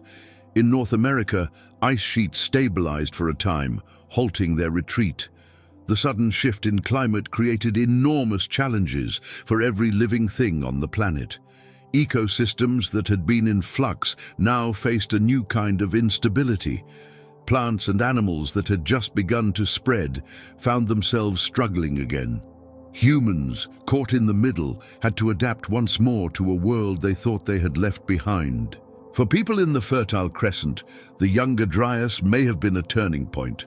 Communities that had been gathering wild grains and experimenting with cultivation suddenly faced harsher, drier conditions. Wild food sources became less reliable, and so farming became not just an experiment, but a necessity. The first permanent villages and the earliest steps toward agriculture may have been born out of the pressure of the Younger Dryas. In this way, the cold may have forced humanity onto a path that would eventually lead to civilization. What seemed at the time like a catastrophe may have been one of the sparks that lit the fire of farming. Elsewhere, humans had to rely on old skills. Hunters returned to focusing on the animals that could still survive in colder climates, such as reindeer, bison, and smaller game. Fishing became more important in some regions as rivers and lakes remained rich with life, even when fields and forests struggled. Fire once again became a crucial ally, providing warmth in harsher winters and protection against longer nights. Communities became more mobile again, chasing resources across landscapes that had grown unpredictable.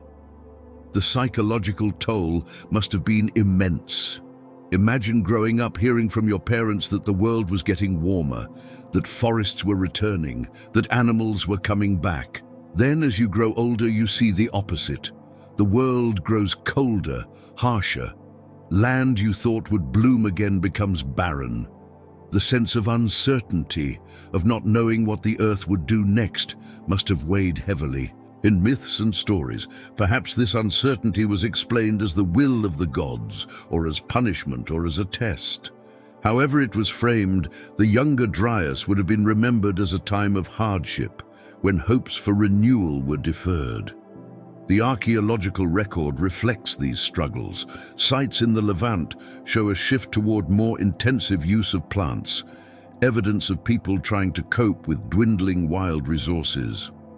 In Europe, stone tools from the period show continuity with earlier hunting traditions, suggesting that communities doubled down on older methods to survive. In North America, the Clovis culture, once famous for its distinctive spear points, faded during this period, giving way to new traditions better suited to changing conditions.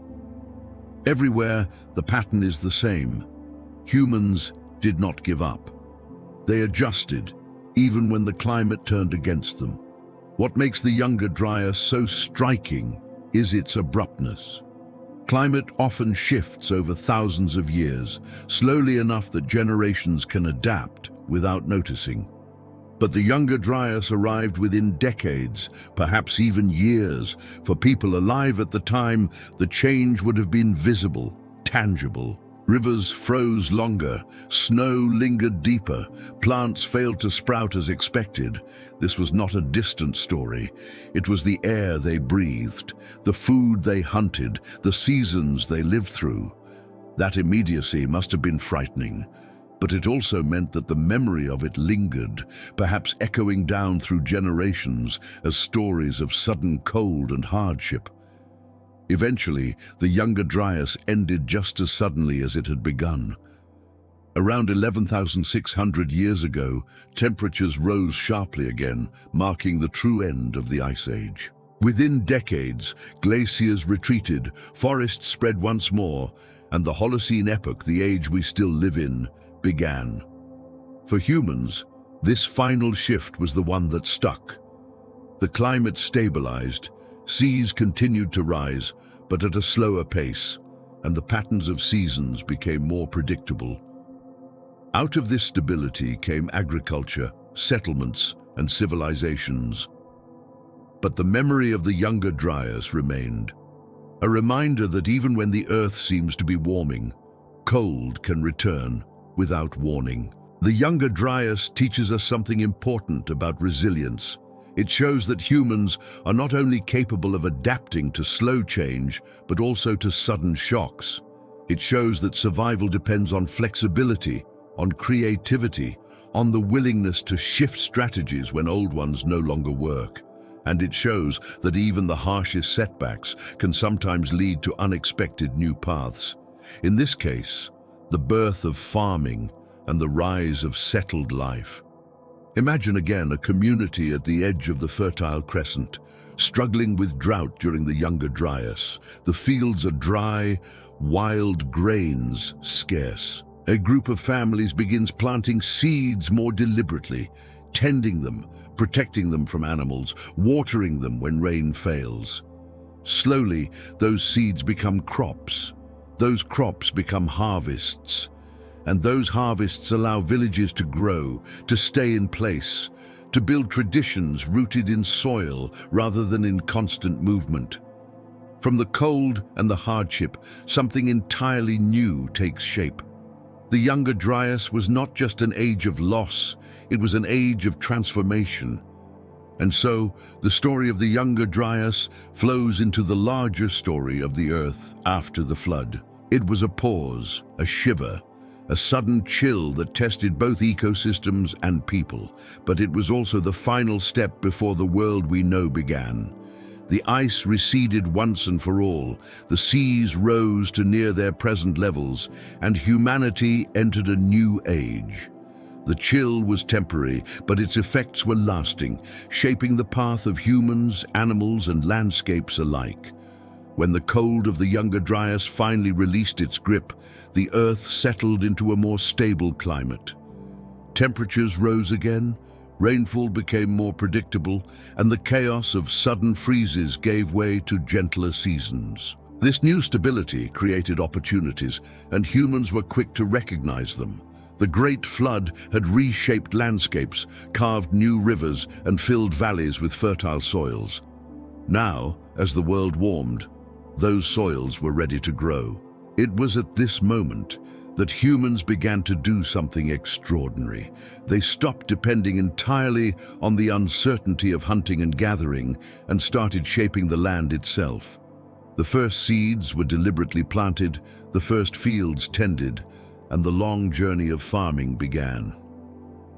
It's difficult to imagine the leap this represented. For countless generations, people had lived by following animals and gathering plants wherever they appeared. Their knowledge of plants was deep. They knew which roots to dig, which seeds to grind, which berries to avoid. But they had never relied on themselves to make those plants grow in predictable places. Then came the experiments. Perhaps it started with a patch of wild grain near a camp. People noticed that dropped seeds sprouted the following year, creating new stalks. Perhaps they cleared an area with fire, returned months later, and found edible plants flourishing in the ashes. Slowly, the idea formed. What if, instead of only gathering what nature provided, humans could help create abundance by guiding it? In the Fertile Crescent, where the Tigris and Euphrates carved rich valleys, this idea became reality. Wild wheat, barley, and lentils grew along riverbanks. People began scattering seeds intentionally, returning to tend them, learning how to weed, water, and protect them. With every season, knowledge deepened. The process was not instant. It took centuries of trial and error, but little by little, humans transformed from foragers into farmers. By around 11,000 years ago, The first true villages had formed, with families returning to the same place year after year, no longer entirely dependent on the chase. Farming was not only about plants. Animals, too, became part of the experiment. Dogs had already been companions for thousands of years, helping with hunting and protection. Now, sheep and goats began to be tamed. They provided milk, meat, hides, and wool. Over time, these animals were bred to be more docile, more productive, more suited to human needs. The partnership between humans and animals deepened, becoming a cornerstone of survival. Later came cattle and pigs, each offering food and labor. Together, the domestication of plants and animals marked one of the greatest transformations in human history. The first farmers did not think of themselves as inventing something new. They were simply solving problems, finding ways to survive in a world that had become unpredictable. Hunting alone was no longer enough, especially after so many large animals had disappeared. Gathering alone could not always provide the stability communities needed. Farming filled the gap. It offered food that could be stored, seeds that could be planted again, animals that could be tended and relied upon. For the first time, humans had a measure of control over their food supply. That control changed everything. Villages grew because food could support larger groups. Storage pits were dug to keep grains safe. Clay pots were shaped to hold surplus harvests. Walls were built to protect fields and animals. Slowly, the rhythm of life shifted from the movements of herds to the cycles of planting and harvest. The year itself became something new, a calendar of seasons marked not only by solstices and equinoxes, but by when to sow and when to reap. Time, which had once been measured by migrations and weather, now became rooted in the soil. The psychological impact of this change must have been immense. For people who had always lived in uncertainty, never knowing if the next hunt would succeed or if wild plants would appear, farming provided a sense of stability. It gave them something to count on, something to build around. At the same time, it demanded patience and planning. A farmer had to think months ahead, imagining the future harvest while planting seeds in the present. That way of thinking, of planning for the future, became embedded in human culture. Of course, farming was not without risks. Crops could fail. Herds could be struck by disease. A bad season could still mean hunger. Yet, even with these dangers, the benefits outweighed the risks. Farming spread quickly, not only in the Fertile Crescent, but also in other parts of the world. In China, millet and rice were cultivated. In the Americas, maize, beans, and squash took root. In Africa, sorghum and yams became staples. Each region found its own path to farming, guided by the plants and animals native to its land. What all shared was the same realization: humans could shape the earth to provide. The first farmers left behind traces that still speak to us today. Tools of polished stone used for grinding grain, storage jars decorated with simple designs, remains of early houses built with mud brick. These remnants show not only the practical side of farming, but also the beginnings of community. Farming tied people to places, and places became homes. With homes came the chance to invest in traditions, in rituals, in shared stories rooted in the land. It's not hard to imagine what a farming village 12,000 years ago might have looked like. Small clusters of homes made of clay or wood, fields stretching nearby, goats or sheep tethered close, children helping gather seeds, women grinding grain into flour, men repairing tools or tending flocks. At night, fires burned in hearths, while stories were told of ancestors, of floods, of gods who gave or withheld the bounty of the earth. The rhythm of life was different, but at its heart it carried the same essence: survival, community, meaning. The shift to farming also began to alter human relationships with the natural world.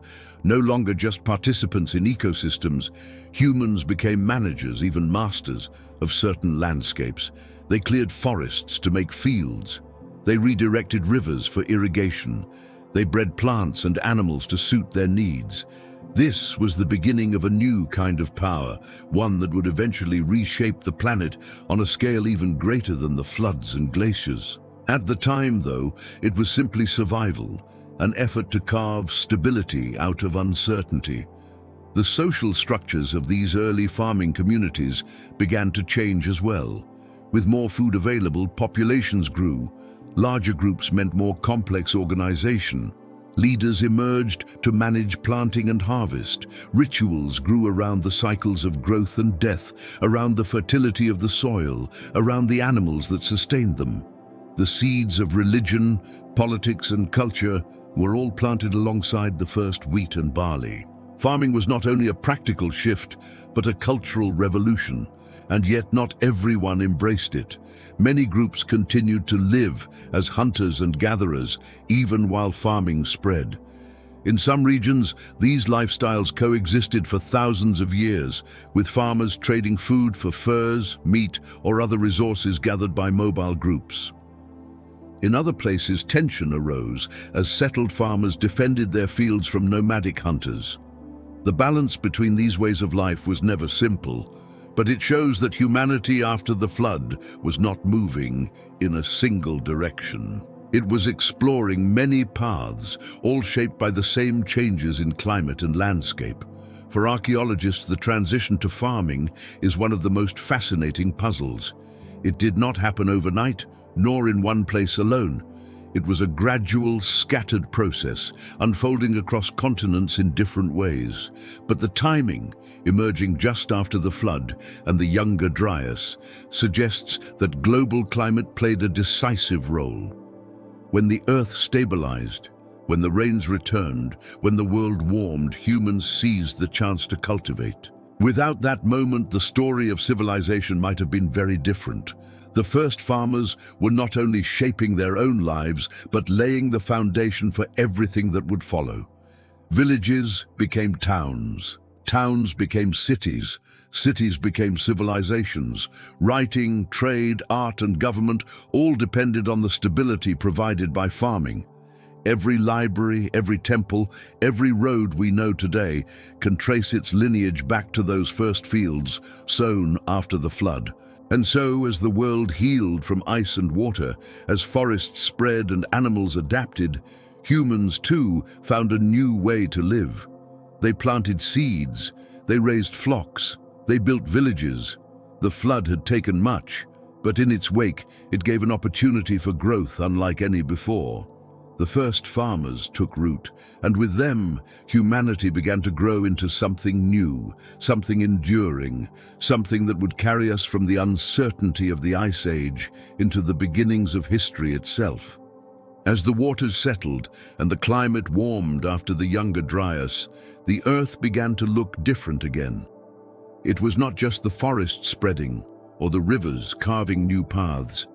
It was the return of animals, reshaping landscapes alongside the plants and people.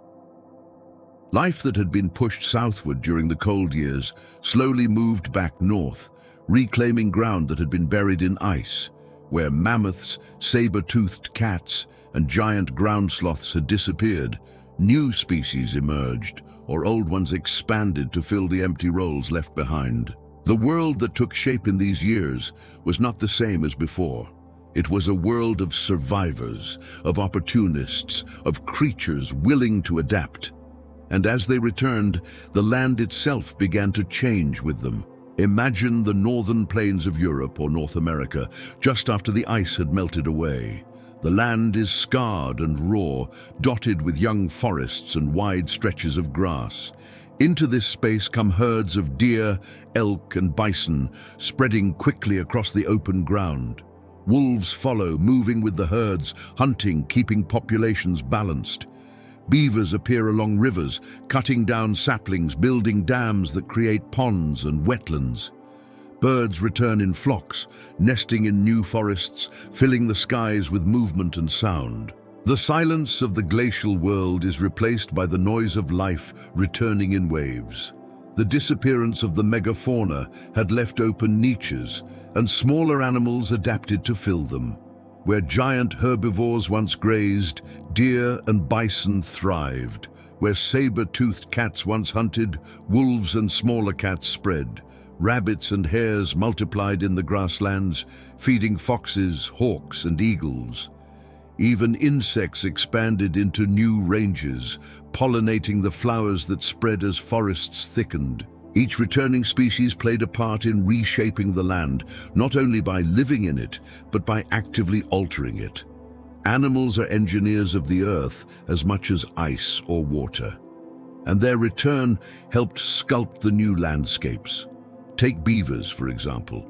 With their dams and lodges, they created wetlands that became havens for fish, frogs, and birds. These wetlands filtered water, enriched soil, and spread biodiversity.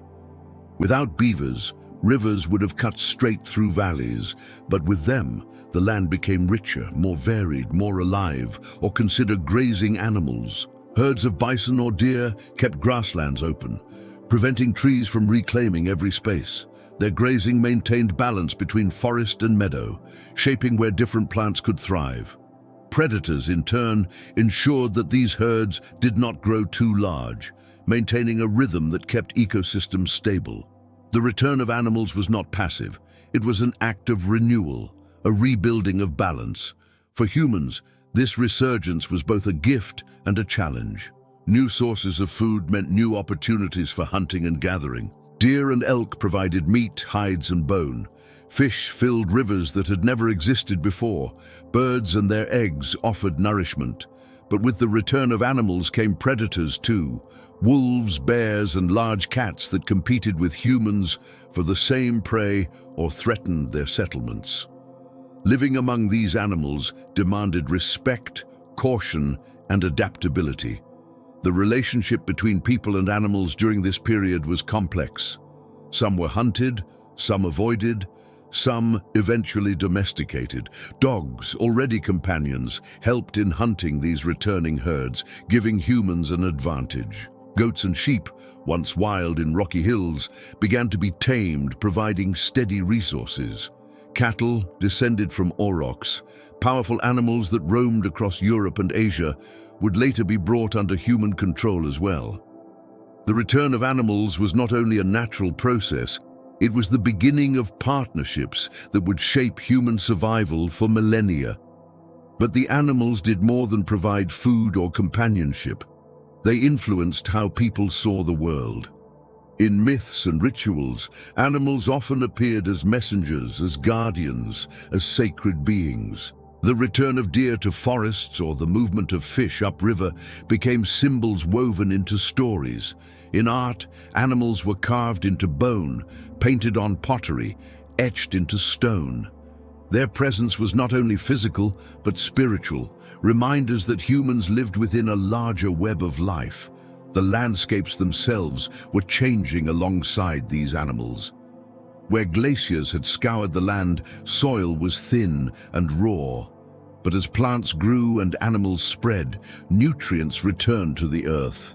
Forests matured, grasslands stabilized, wetlands expanded, rivers carried sediments that built fertile floodplains. Over centuries, what had been barren wasteland became some of the richest environments on the planet. The Amazon basin, fueled by meltwater and spreading rains, exploded in diversity. The plains of North America became seas of grass filled with grazing herds. Europe's forests thickened, home to boar, wolves, and countless birds. Each continent, shaped by the combination of water, plants, and animals, took on the form we still recognize today. The return of animals also created new pathways for human movement. Hunters followed herds across open plains, fishers settled along rivers. Gatherers moved with the seasons of migration. These patterns tied human life more deeply to animal rhythms. People began to anticipate when fish would return upstream, when birds would migrate, when herds would pass by. This knowledge became part of survival, part of culture, passed down from generation to generation. Archaeological evidence tells us much about this relationship. Sites filled with animal bones reveal what people hunted, what they ate, and how they used every part of the creatures they killed. Carvings and cave art show animals with reverence, sometimes blending human and animal forms, perhaps to express a spiritual bond. Footprints preserved in mud and stone show humans walking alongside animals, not always in pursuit, but sometimes simply sharing the same space. These traces remind us that humans were not outside of these landscapes. They were part of them, as dependent on animals as animals were on the plants and waters that sustained them. It's worth imagining how different the world must have felt at this time. To stand on the bank of a young river, hearing frogs calling, fish splashing, birds nesting in branches overhead. To walk through a meadow where deer grazed, while wolves watched from the edge of the trees. To hear the lowing of aurochs echoing across a valley. Their massive horns, a sight of both fear and awe. To see the balance of life, not as something separate, but as something immediate, surrounding you every moment. The return of animals made the world feel alive again, in a way it had not during the long silence of the Ice Age. And yet, this return was fragile. The memory of extinctions was still fresh. People knew that animals could vanish, that abundance was not guaranteed, that awareness may have shaped how humans treated animals, sometimes with respect, sometimes with exploitation, often with a mixture of both. It also may have reinforced the importance of rituals, of offerings, of myths that placed animals at the center of the human world. The landscapes that formed during this period remain with us today. Many of the rivers, forests, and plains we know are direct descendants of those reshaped after the flood. Many of the animals that spread then are still our companions, whether as wild herds, domesticated flocks, or symbolic presences in culture. The patterns established then, migration routes, grazing cycles, predator-prey relationships, set the foundation for ecosystems that continue to function thousands of years later. And through it all, humans walked alongside, adapting, observing, shaping, and being shaped in return. The flood had reset the world, wiping away old landscapes and species. But it also gave space for new life to flourish, for animals to return, for landscapes to form in ways both familiar and new. The earth that emerged was vibrant, diverse, and alive, a world of survivors and of renewal. When seas rose after the Ice Age, they did not only swallow forests and hunting grounds, they also took with them entire communities. People had lived along coasts and river valleys for tens of thousands of years, building shelters, gathering food, leaving traces of themselves on the land. But as waters advanced, many of those places disappeared beneath the waves. What remains are whispers, sunken ruins, scattered artifacts, and stories carried through myth. These are the traces of civilizations by the shore, now hidden underwater, reminding us that the earliest chapters of human history are often buried beyond our sight. One of the most famous examples lies beneath the North Sea. What archaeologists call Doggerland was once a vast plain that connected Britain to mainland Europe. It was not empty land, but home to rivers, forests, and communities of hunters and gatherers. Families fished in lakes, stalked deer in meadows, and built camps where the seasons allowed. For thousands of years, Doggerland thrived. Then, as seas rose, the land shrank, marshes spread, rivers widened, lakes overflowed. Finally, the sea claimed it all. Today, fishermen sometimes pull bones, tools, and even remnants of structures from the seabed, proof that beneath the waves lies a world that was once alive with human presence. Doggerland is not just a lost land. It is a lost way of life, preserved in fragments, but drowned in silence. Farther east, in the Indian Ocean, lies another mystery. Off the coast of India, in the Gulf of Kambat, sonar scans have revealed structures that resemble walls, steps, and geometric patterns stretching along the seabed. Debate continues among scientists about whether these are natural formations or the remains of ancient settlements, but the possibility remains tantalizing. If they are truly man-made, they would be among the oldest known urban sites in the world, drowned when seas rose thousands of years ago. Even if the exact truth is uncertain, the presence of artifacts, pottery shards, stone tools, suggests that people lived there, close to rivers that are now beneath the sea. In Japan, divers have explored submerged structures off Yonaguni, shaped in ways that seem deliberate, like terraces, steps, and pillars. Some argue they are entirely natural, carved by geological forces, while others see evidence of human hands. Whether natural or not, the fascination comes from the idea that early settlements, perhaps even temples, could lie beneath the sea, forgotten until modern divers stumbled upon them. The debate itself reflects how easily human history can be hidden by water, leaving us with questions that may never be fully answered. In the Mediterranean, ruins of ancient harbors and towns lie beneath the waves, some dating back thousands of years. While many are younger than the Great Flood era, their presence reminds us that coasts have always been vulnerable. Cities like Alexandria in Egypt have sections now underwater, their stones toppled by earthquakes and rising seas. Even older traces may still lie deeper, waiting to be discovered in places where the shoreline once stretched far beyond today's limits.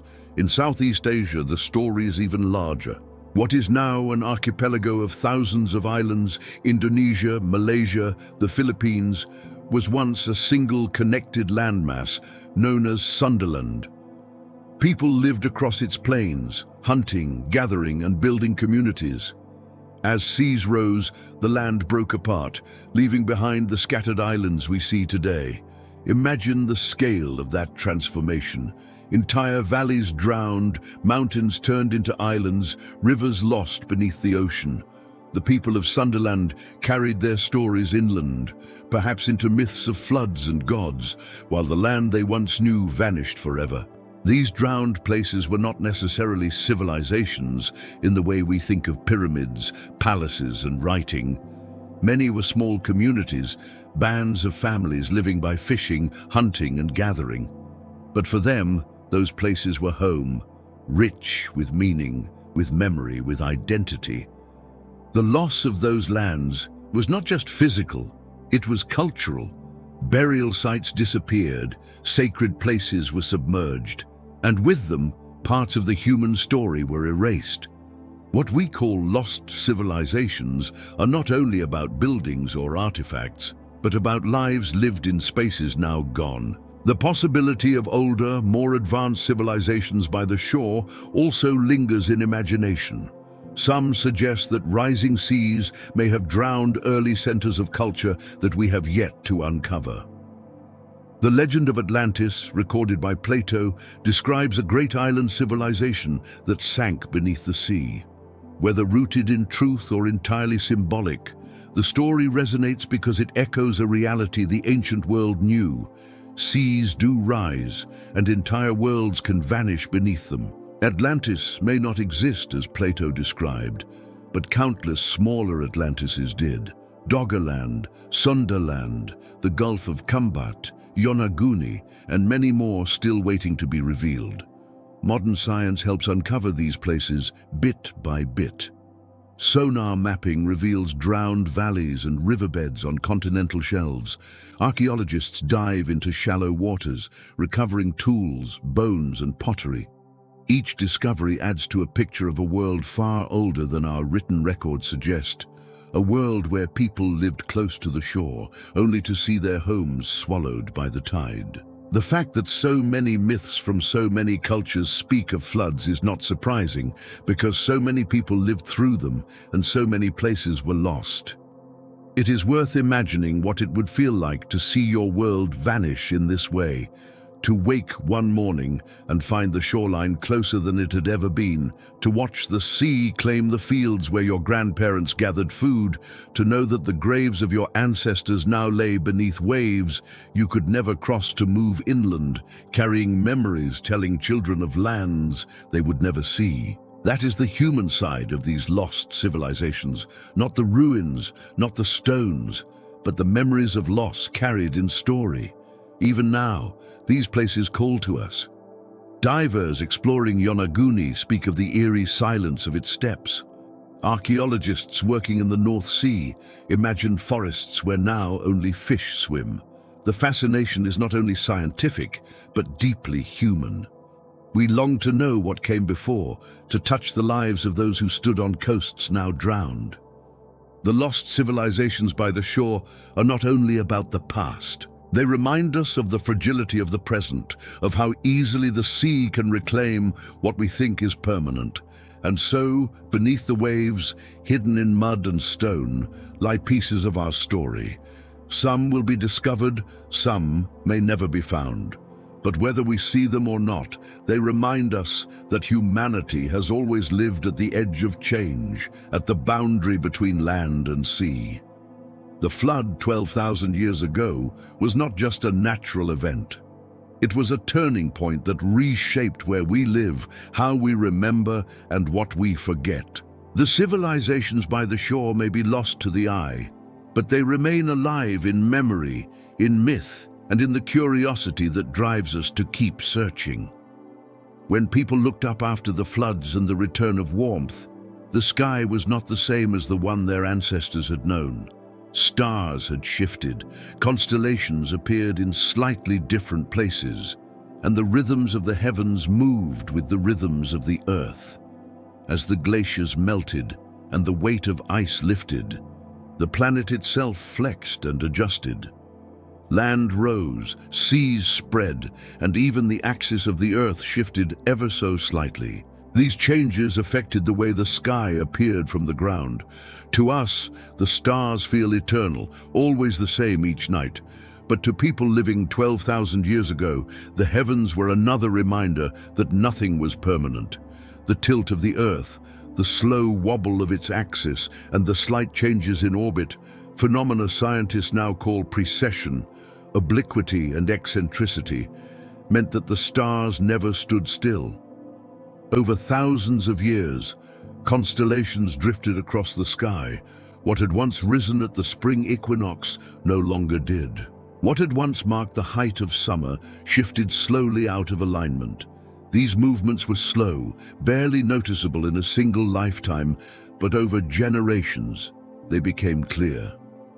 Elders remembered that certain stars once rose over particular mountains, while younger people saw them rise in slightly different places.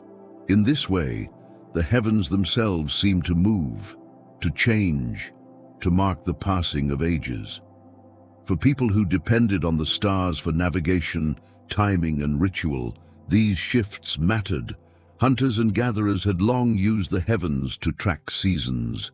Knowing when certain stars appeared meant knowing when herds would move or plants would ripen.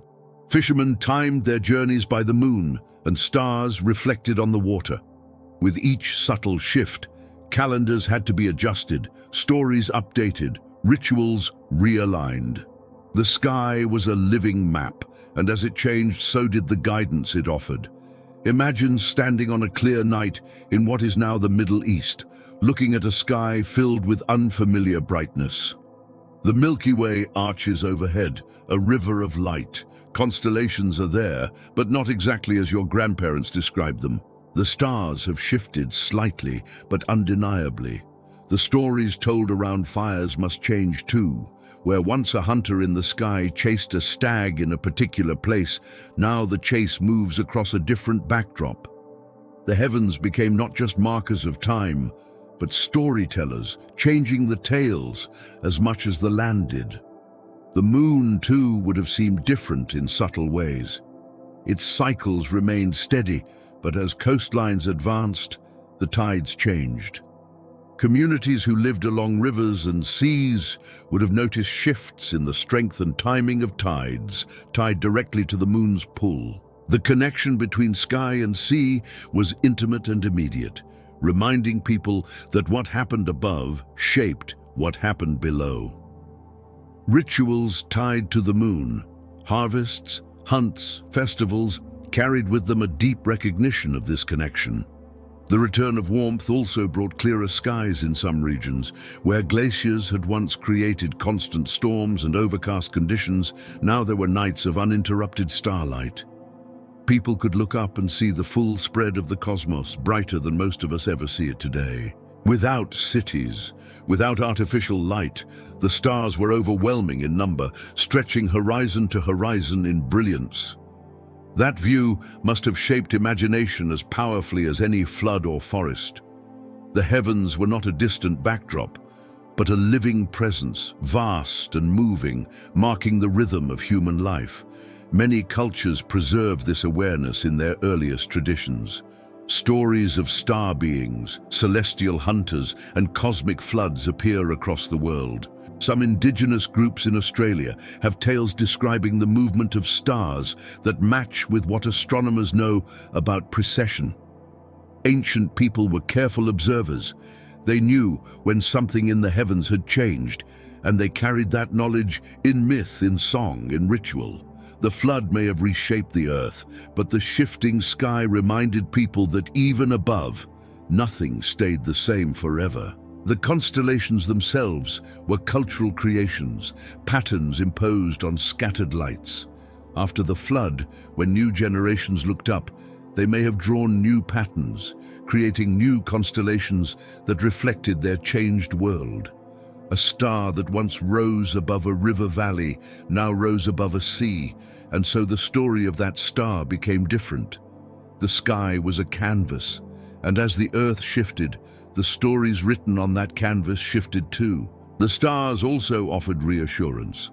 Even when lands vanished, animals disappeared, and climates shifted, the sky remained consistent enough to be a guide. North was still marked by a pole star, though it shifted slowly over millennia. The cycles of the moon remained steady month after month. The sun still rose and set, still marking the seasons with its arc. In this way, the heavens balanced change with constancy, giving people something to hold on to when the ground itself felt uncertain. Astronomers today can trace these changes with precision. We know that around 12,000 years ago, the position of Earth's axis placed the pole star not where it is today, but in a different part of the sky. We know that constellations looked slightly different from their present forms, stretched across the heavens in positions that would seem unfamiliar to us.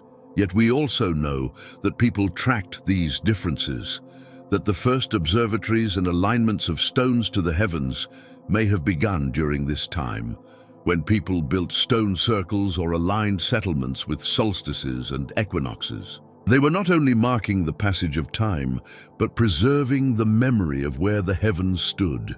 It is worth imagining how a community might have experienced this. Each generation, elders pointed to the stars, teaching their children the stories that gave meaning to the night sky. Those children grew up, noticed the stars were not quite where they were supposed to be, and asked questions. The elders responded with new stories, new interpretations, weaving change into tradition. In this way, the heavens were both a reminder of continuity and of impermanence. The shifting of stars after the flood also served as metaphors for human life. Just as coastlines vanished and animals disappeared, so too did the heavens remind people that nothing is fixed. But just as rivers found new courses and forests regrew, the stars reminded them that new patterns always emerge, new stories always take shape. The sky was a mirror of Earth's transformations, and by watching it, people understood that change was not only loss, but renewal. Even today, when we look at ancient monuments like Stonehenge or the alignments of pyramids, we see traces of this deep connection between earth and sky. These sites may be younger than the flood itself, but they reflect traditions that began in those earlier days. People who saw the heavens shift carried with them the idea that aligning life with the cosmos mattered, that the sky was not separate from the land, but bound to it. That idea was born when seas rose, when lands changed, when stars themselves seemed to move. So after the flood, when people lifted their eyes, they did not see the same sky as before.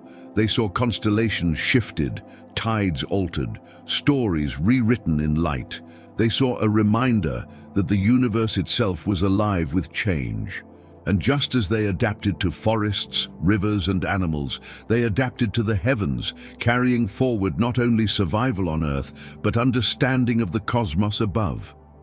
As the waters withdrew into their new boundaries, and the Earth settled into the shape we recognize today, the evidence of those floods and upheavals did not vanish. It remained scattered across the land, hidden in the most unlikely places. High in mountains, far from any shoreline, shells and corals could be found pressed into the stone. On ridges and cliffs, layers of sediment told of ancient seas that once covered them. And carved into rock, painted on walls, arranged in monuments, were the stories of people who had witnessed the changes. Seashells on mountains, stories in stone. These became the enduring records of a world remade, testaments to memory that outlived the generations who lived through it. Imagine climbing a mountain thousands of years ago with your community, perhaps in search of game or to gather stone for tools, and finding embedded in the rock the fossilized remains of seashells. They looked like the ones you might gather along the shore, yet here they are, far from any ocean, trapped in the mountain itself. For ancient people, the discovery must have seemed like a mystery, even a miracle. How could creatures of the sea be found so high above the waves? What did it mean? Many cultures later interpreted such findings as proof of great floods, divine acts, or worlds destroyed and remade. They were not wrong. Those shells were indeed evidence of oceans that had once covered lands now raised high.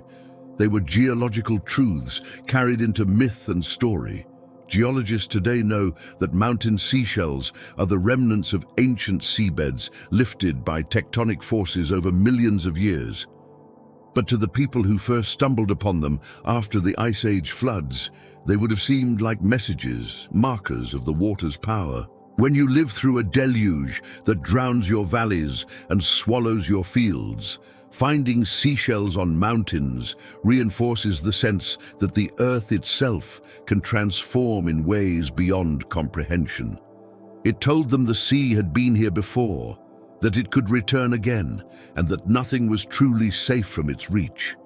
Stories in stone took other forms as well. Carvings and paintings made by early communities often depicted waves, rivers, animals, and boats. At Göbekli Tepe, in what is now Turkey, some of the world's earliest known monumental carvings, dating back to around 11,000 years ago, show animals and symbols that some researchers believe may reference environmental changes and cosmic events.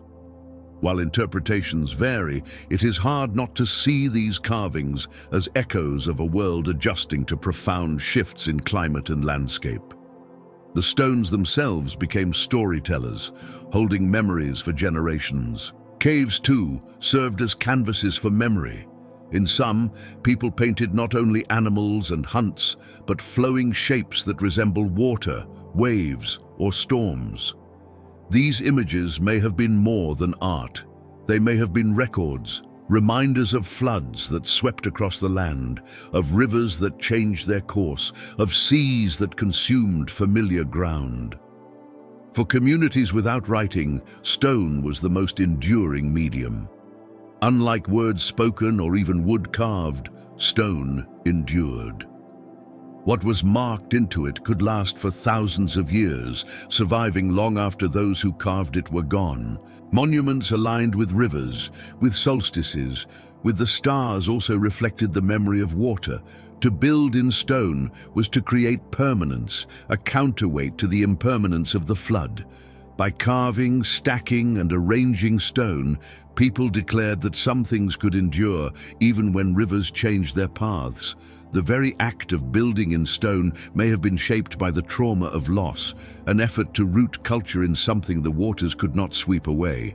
Even oral traditions, though not carved in stone, often carried references to physical features of the land that match geological evidence.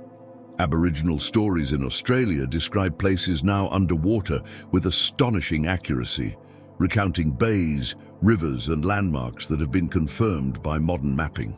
These stories are memories fossilized in language, as enduring in their way as seashells pressed into mountain stone. For those who told them, the land itself was the record, and words were the key to reading it. Consider how a child might have been taught in these times. An elder points to a cliff face where shells gleam in the rock, explaining that this was once covered by ocean. The lesson is not only about the past, but about respect for the forces of nature. Another elder leads the child to a carved stone, telling the story of how their people survived when the waters rose. In this way, stone became a book, shells became symbols, and the land itself a library of memory. What is remarkable is how much of this has survived. We can still see the fossils on mountains, the carvings on ancient pillars, the paintings in caves. They connect us directly to those who lived through the transformations of 12,000 years ago. When we look at them, we're not only studying geology or archaeology, we are hearing voices across time, voices that say, "We saw the sea here, we remembered." The presence of seashells on mountains also inspired some of the earliest philosophical questions. In ancient Greece, thinkers puzzled over how marine fossils could be found inland. Some suggested that the land had once been underwater, others that the sea had risen and fallen in cycles. These were profound insights, born not only from observation, but from the inheritance of much older stories told by those who had lived through floods. The shells were not just curiosities, they were evidence, leading to some of humanity's first attempts to understand the Earth as a changing, dynamic system. For people living in the aftermath of the Great Flood, every shell in stone, every carving of water, every story etched into rock was a reassurance that memory could endure. The land had been reshaped, but the evidence was there for anyone who cared to look. It was a way of anchoring identity in a world where rivers shifted, forests grew and died, animals vanished, and seas rose. In stone and shell, they found continuity. It is easy to underestimate how powerful that sense of continuity must have been. Imagine watching your homeland disappear underwater and then finding a fossilized shell on a mountain ridge. You realize that others before you also lived through rising seas, that the ocean had claimed the land before and might do so again. The shell is a warning, but it is also a connection to the deep past. It tells you that survival is possible, that you are part of a much longer story. And so, the seashells on mountains and the stories in stone became more than curiosities. They were the anchors of memory, the evidence of transformation, the proof that Earth itself was alive and shifting. They reminded people that nothing is permanent, but that memory, if carved deep enough, could last. Even now, when we find them, they whisper the same truth. When waters reshape the land, they reshape memory too. People do not simply move on from floods that drown their homes, their fields, their burial sites. They carry those memories with them, retelling them in ways that give shape to the past and meaning to the present. Every culture that lived through the rising seas found ways to remember, and those ways were as varied as the people themselves. Some carved memories into stone. Some sang them in songs, some embedded them in myths, while others wove them into daily rituals. These memories endured not as detached history, but as living traditions carried forward across generations. In Mesopotamia, one of the oldest centers of human settlement, the story of a great flood became a cornerstone of culture. The tale, recorded in the Epic of Gilgamesh, where Utnapishtim survived a deluge that destroyed the world, is not just a story of disaster, but of continuity. It explains why humanity still exists, why seeds still sprout, why life continues even after catastrophe. The memory of rising waters was preserved as both warning and reassurance, teaching that, though the world may be swept clean, survival is possible if wisdom is followed. Farther east, in the lands of India, the story of Manu and the cosmic fish preserved memory in a different form. The warning of the fish, the building of the boat, the carrying of seeds all speak to a recognition that floods can both destroy and renew. The tale encodes practical wisdom. Save your seeds, protect your animals, prepare for cycles of destruction while also offering spiritual meaning. Floods are not just natural events. They're woven into the cosmic order, a part of creation itself. In the Pacific, island peoples remembered floods in songs and navigation stories. Rising seas were not abstract events, but daily realities shaping which islands were habitable, which coasts disappeared. Stories of gods who lifted islands from the sea or who sank them when angered are echoes of real experiences of watching land vanish or appear. These stories guided not only spiritual life, but practical choices about when to travel, where to settle, and how to survive on shifting coasts. For cultures whose lives depended on the ocean, memory of floods was woven directly into the art of seafaring. Among indigenous peoples of the Americas, flood stories are numerous and varied. In the north, the Ojibwe told of a world drowned, where animals worked together to bring mud from beneath the waters to rebuild land. In the southwest, the Hopi remembered floods as part of cycles of destruction that cleanse the world when balance is lost. In Mesoamerica, Mayan traditions describe earlier worlds destroyed by water before the current one was formed. These stories are not only myths, they're ways of remembering the vulnerability of human life before the forces of nature. They teach cooperation, humility, and resilience, values necessary in a world where rivers and seas could change everything. Australia offers some of the most direct connections between memory and geology. Aboriginal traditions contain detailed accounts of coastlines now underwater, passed down for thousands of years. Some stories describe bays and rivers that modern science has confirmed were drowned around 7,000 years ago. The fact that such stories endured for millennia shows the power of oral tradition to preserve memory far beyond written records. For these cultures, remembering the waters was not about creating myths separate from reality, but about passing on knowledge of real changes to the land so that future generations could understand and adapt. In Northern Europe, flood memories became embedded in folklore. Tales of spirits living in lakes, of drowned lands beneath the sea, of bells that could still be heard from sunken churches, all reflect a cultural awareness that water could claim what was once solid ground. In Britain, legends of Lyonesse, a land said to have sunk beneath the waves near Cornwall, echo the real drowning of Doggerland. These stories kept alive the sense that the sea is both giver and taker, always capable of erasing human settlements. Rituals also carried memory. Many ancient cultures practiced offerings to rivers and seas, casting food, tools, or even human sacrifices into the waters. These rituals can be seen as acts of respect, ways of acknowledging the power of water to give life or to take it away. They may also reflect memory, an awareness that water had once taken much and could again. By honoring the waters, people sought to maintain balance, to ensure that floods would not return in destructive ways. The physical landscape itself often became a kind of memorial.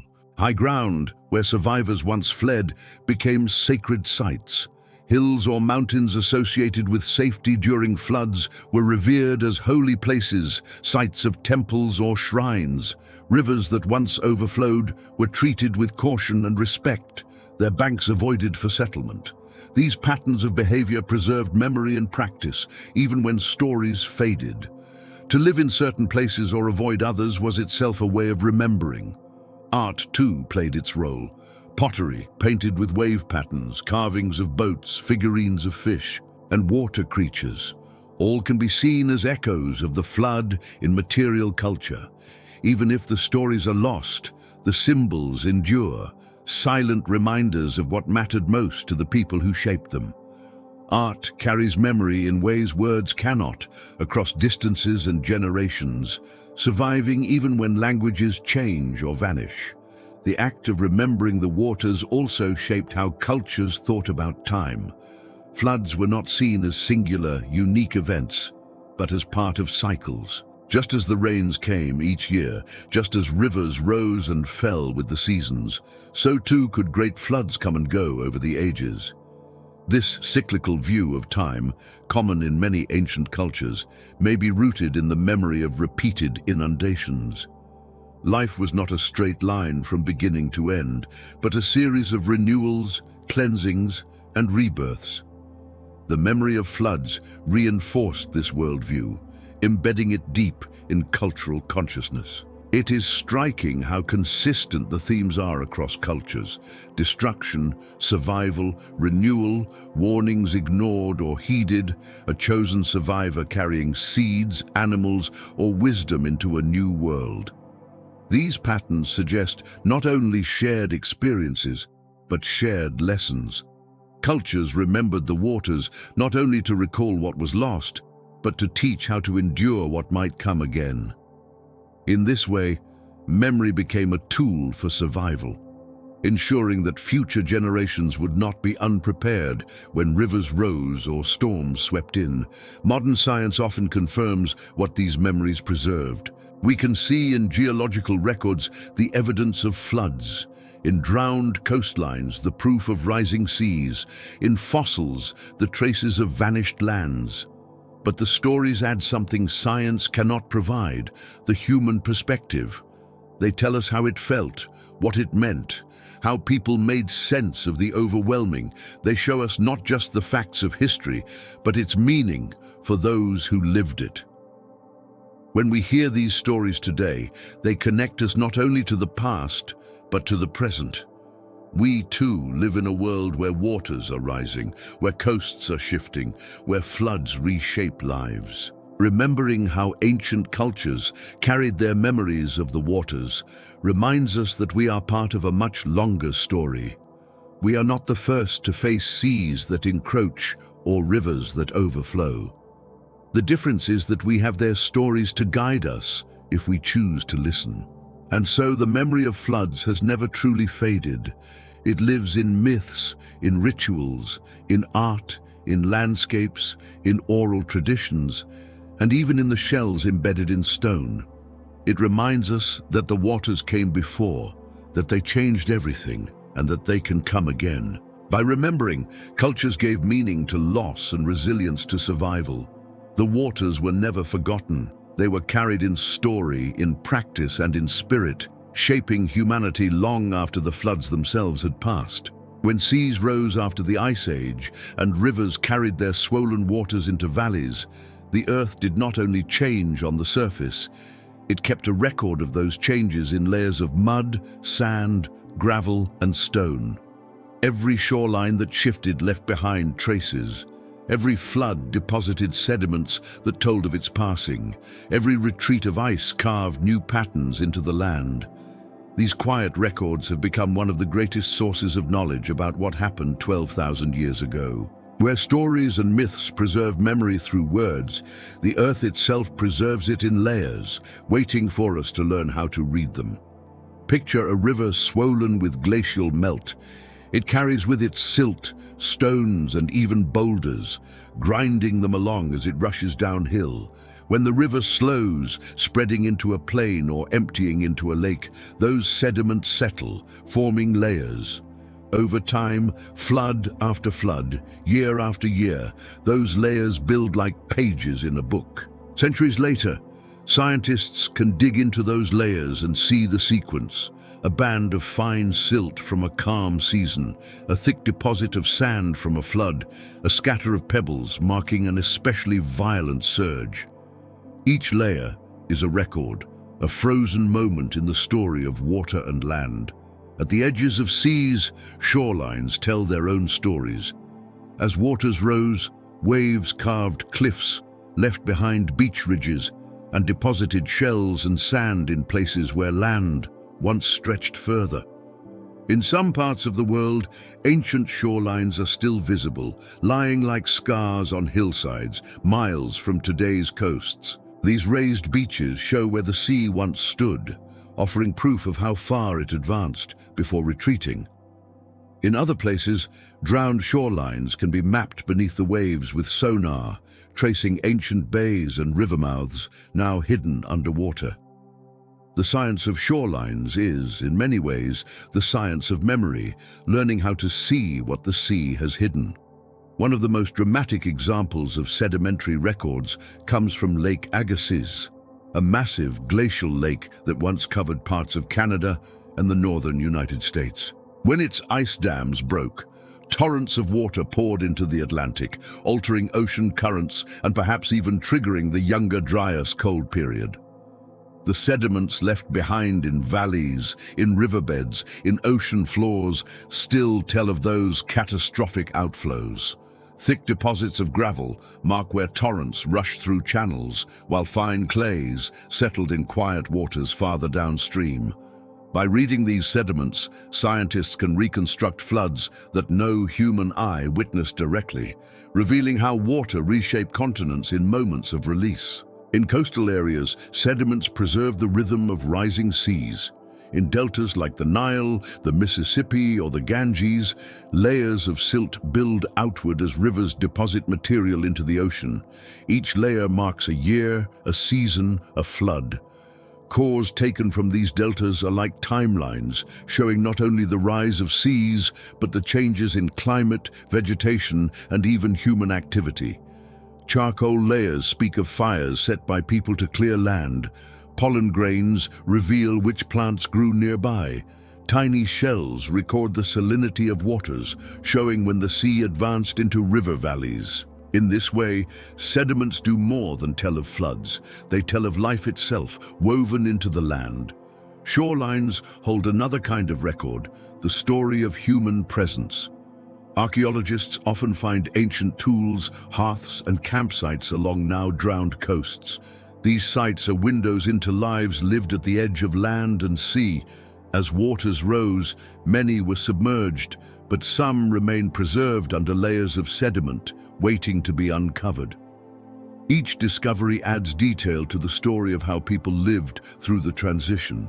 A heart buried under sand tells of a meal eaten before the sea claimed the land. A scatter of stone flakes shows where tools were made along a riverbank that no longer exists. These remnants connect the science of shorelines to the lived experience of people.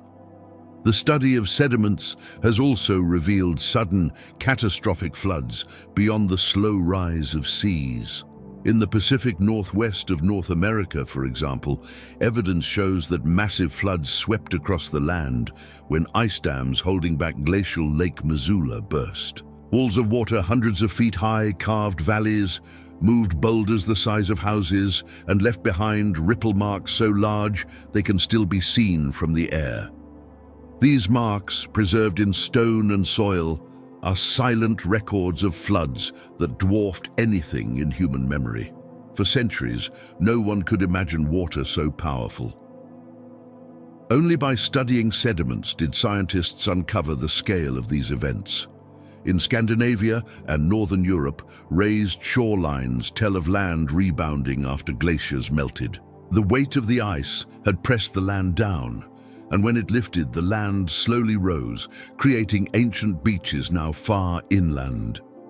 These raised beaches are more than geological curiosities. They are evidence of the dynamic interplay between ice, water, and rock. They also reveal how complex the flood story was, not simply seas rising, but land itself shifting, tilting, and reshaping as the balance of the earth changed. Sediments even record the atmosphere of the past. Dust trapped in layers of ice cores from Greenland. And Antarctica shows how winds shifted, how volcanic eruptions spread ash, how climates warmed or cooled. The younger Dryas appears in these records as a sudden return of dustier, colder conditions, preserved in the ice like ink on a page.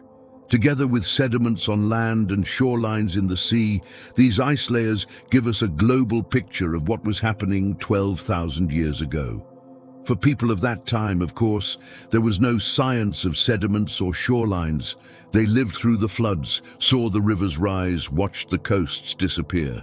But unknowingly, they left their traces in the same layers we now study. Fires they lit left charcoal. Fields they cleared left pollen signatures. Fish bones discarded in camps became buried in silt. Without meaning to, they wrote their own stories into the sediments where we can now find them. The science of sediments and shorelines is in a sense an act of listening to the earth tell its own story, patient and precise. It requires seeing in mud and stone what others might overlook, piecing together the fragments of a world remade by water. And what it reveals is not only the scale of the flood, but the resilience of life. In every layer of destruction lies also the record of renewal. Plants returning, animals adapting, humans finding new ways to endure. It is striking how closely the scientific record matches the cultural memories preserved in myth. Where stories speak of floods, sediments show evidence of deluges. Where tales tell of vanished lands, drowned shorelines confirm the loss.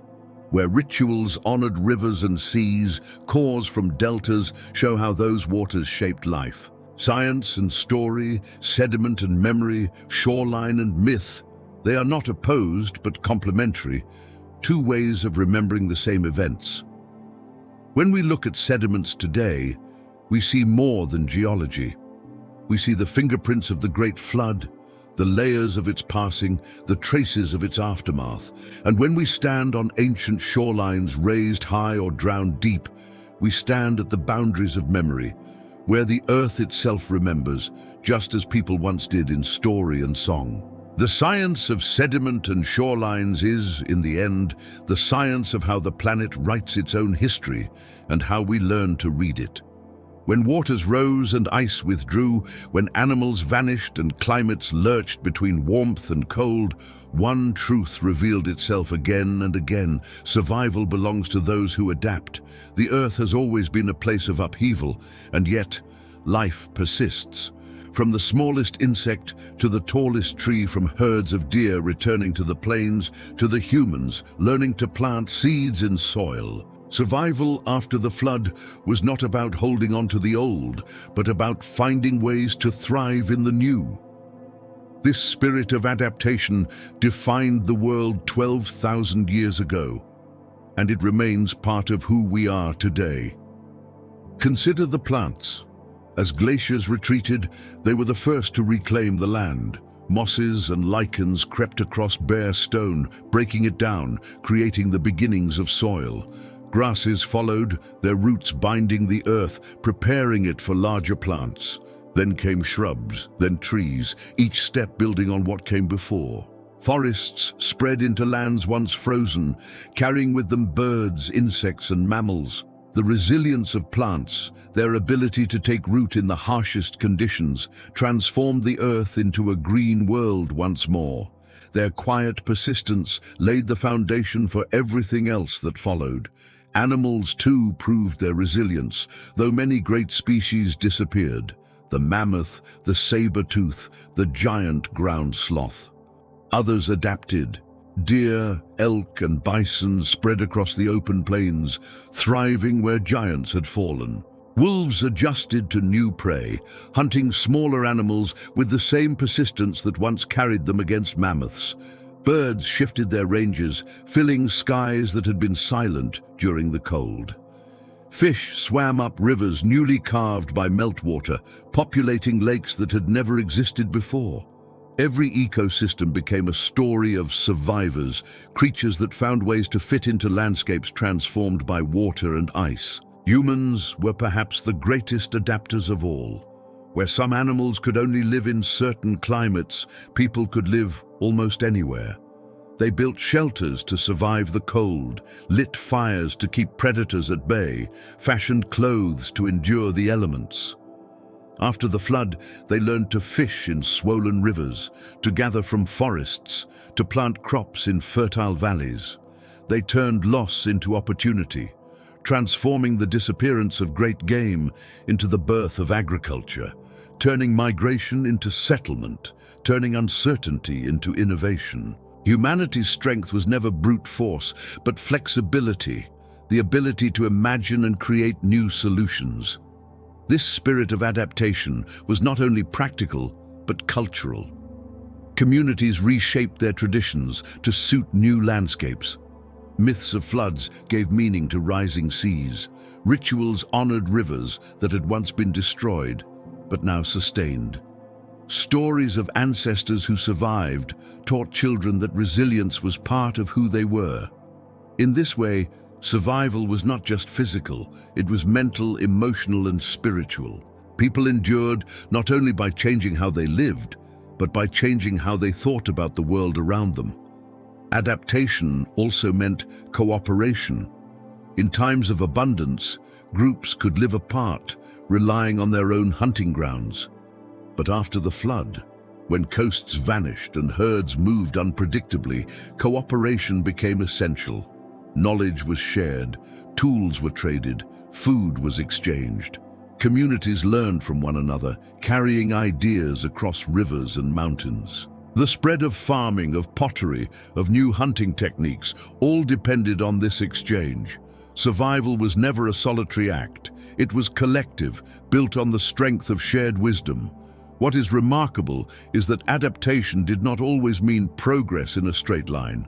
Some groups embraced farming and settlement, others continued to live as hunters and gatherers, some moved to the coasts, learning to fish and sail, while others stayed inland, following herds.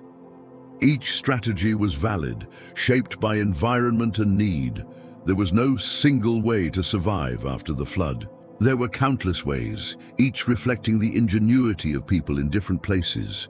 This diversity itself was a form of resilience, ensuring that humanity as a whole could endure, no matter what changes came. The memory of adaptation can be seen in the traces left behind.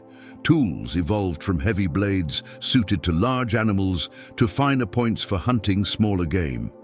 Pottery appears where food storage becomes vital. Fields and irrigation lines mark the beginnings of farming.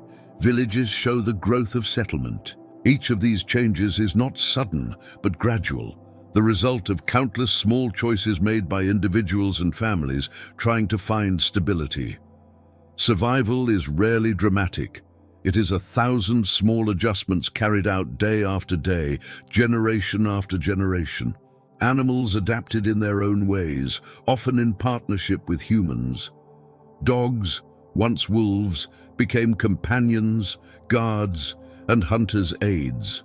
Goats and sheep, once wild, became domesticated, offering steady sources of food and fiber. Later, cattle and pigs joined them. These animals too were survivors, finding safety and abundance alongside humans. The relationships forged in those early days of adaptation remain with us, reminding us that survival on this planet has always been shared. The resilience of rivers shows another side of adaptation. Though floods reshaped valleys, rivers did not vanish. They found new paths, carved new courses, created new deltas. They adapted to rising seas by pushing sediments farther out, by building new floodplains, by nourishing new ecosystems. Lakes filled with life. Wetlands became nurseries for fish and birds. Deltas supported fertile soil. The very waters that once destroyed became the waters that sustained. The cycle of adaptation was not only human or animal, but planetary. In thinking of adaptation, it is important to remember that it is not only about survival, but about growth. After the flood, people did not merely cling to existence, they flourished. Populations grew, villages expanded, new technologies appeared, forests spread, animals multiplied, rivers enriched the land. Out of upheaval came abundance, because life has a way of not only enduring, but expanding when given the chance. This is the deeper lesson of adaptation. It is not only about resisting loss, but about seizing opportunity. For the people of 12,000 years ago, adaptation was not optional. It was the only way forward. Yet, in adapting, they laid the foundation for everything that followed: farming, cities, civilizations. Without their resilience, without their willingness to change, we would not be here today. Their story is our story, written in the landscapes they transformed and the traditions they passed on. And so, the world after the Great Flood became a world of survivors, always adapting.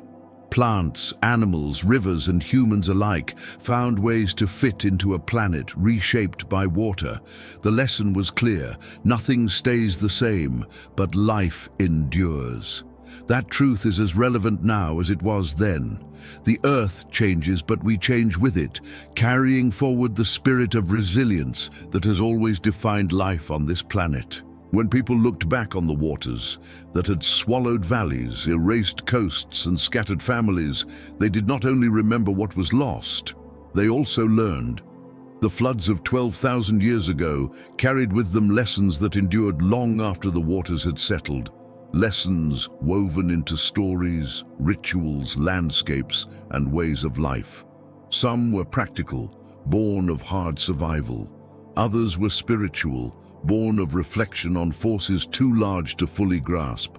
Together, they became part of the deep inheritance of humanity, shaping how people thought about the world and their place in it. The first lesson was about impermanence. For countless generations before the floods, people had lived on plains and in valleys that seemed eternal.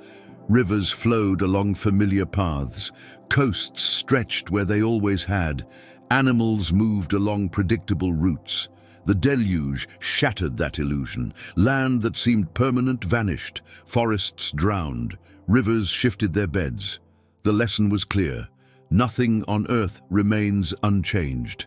This recognition, preserved in myth and ritual, became a warning passed on to later generations that even the ground beneath one's feet can move, that permanence is an illusion. The second lesson was about resilience. Floods brought destruction, but they also revealed the strength of those who survived. People learned that they could endure loss, rebuild, and begin again. They carried seeds to new lands, built homes farther inland, shifted diets when old food sources disappeared. Myths of chosen survivors, of boats filled with life, of lands rebuilt after drowning are not just stories of catastrophe. They are stories of resilience. They taught that survival was possible even when the world seemed to end. A third lesson was about preparation. In many flood myths, a warning is given by a god, a spirit, a wise ancestor, or by careful observation of signs in nature. Those who listen survive. Those who ignore the warning perish. These stories are not only spiritual, they encode practical wisdom. Pay attention to the signs, watch the rivers, listen to the land, and prepare when danger is near. Such lessons, told through myth, ensured that future generations would be more attentive, more cautious, more ready for the unexpected. The fourth lesson was about balance with nature.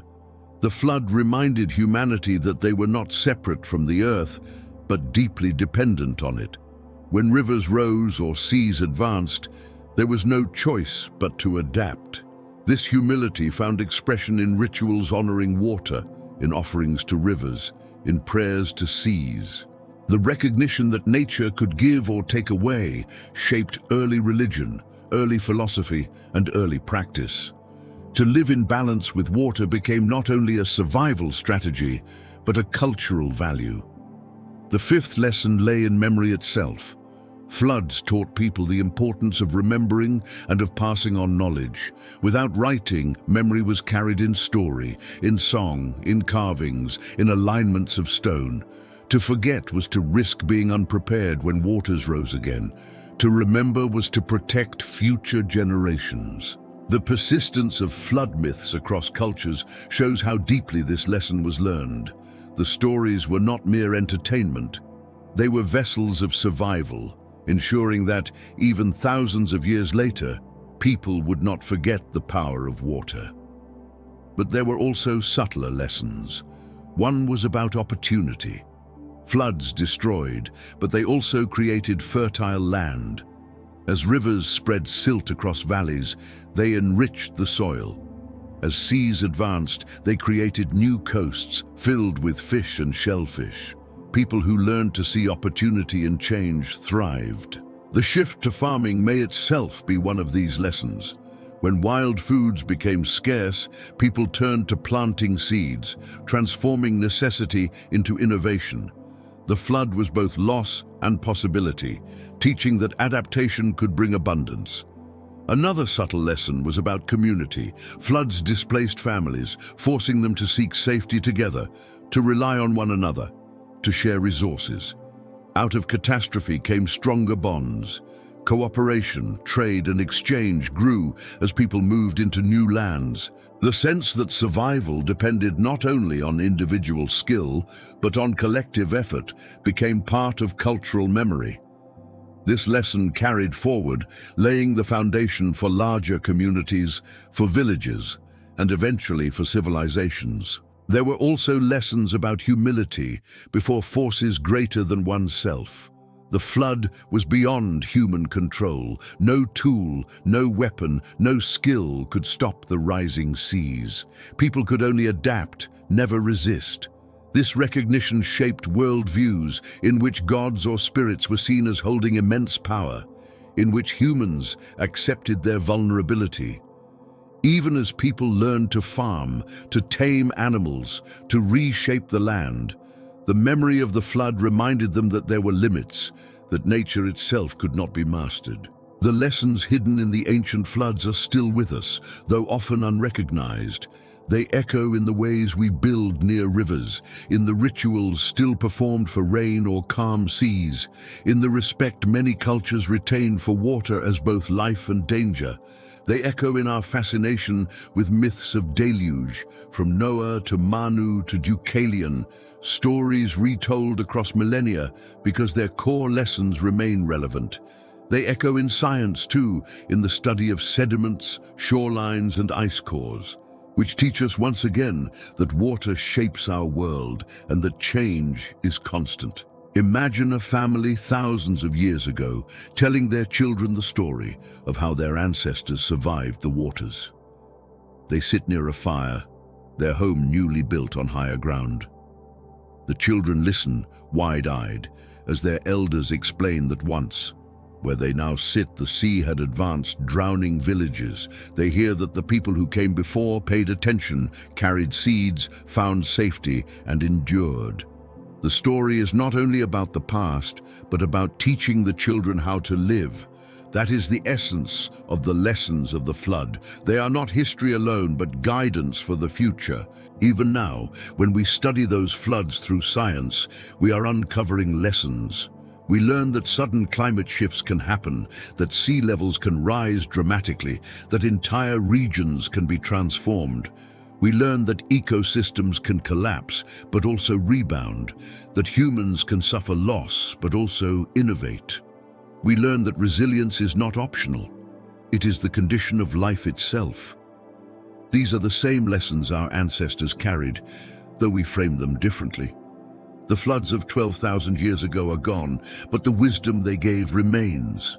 They remind us that the earth is never still, that we must always be ready to change, that survival depends on memory, cooperation, humility, and resilience.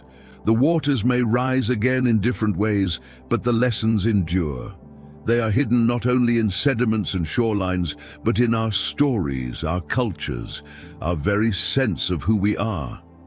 To listen to them is to remember that we too are part of a planet that survives by adapting. Thank you for walking this long path with me. We've wandered together through the earth after the Great Flood, through forests reborn, and rivers swollen, through animals returning and humans learning to plant seeds, through myths and stones, and the slow memory of shorelines. Now, as we come toward the close of this story, it's worth pausing for a moment, not to declare an ending, but to feel how the tide of memory and dream carries forward from then to now.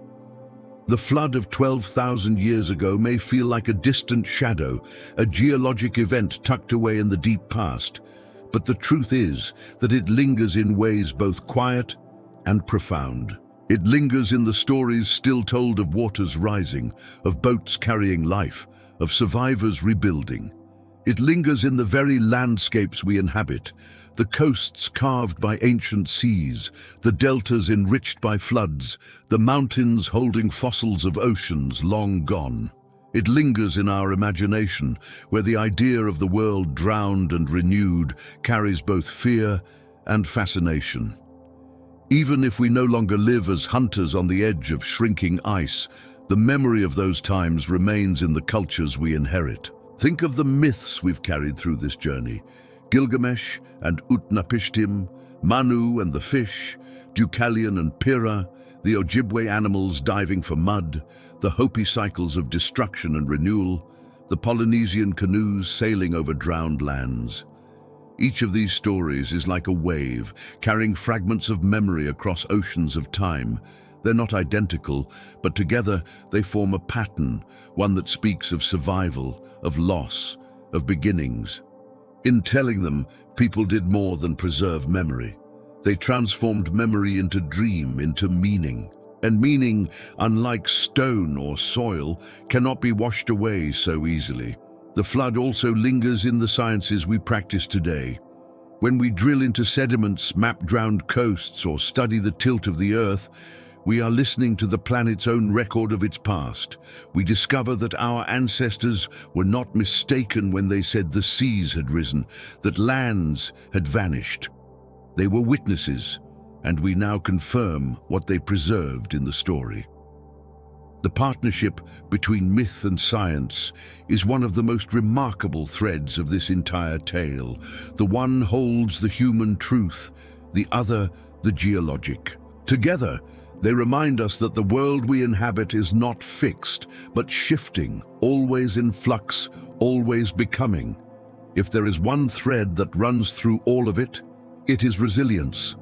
The resilience of plants that regrew in barren soil, the resilience of animals that filled the niches left behind, the resilience of people who lost much, yet built anew, who turned scarcity into invention, who carried memory forward. The flood was not the end of humanity, but the beginning of a new age. Without the resilience learned in those years, the story of farming, of villages, of civilizations would never have followed. There is also humility here. For all that humans achieved after the flood, for all the seeds planted, animals tamed, stones carved, the waters were a reminder of limits. The earth is larger than us, its force is stronger than any one community. That humility was woven into rituals, into respect for rivers and seas, into the understanding that life depends on balance. The survivors of the flood carried not only new skills, but a new awareness that to endure, one must live in rhythm with the planet, not in opposition to it.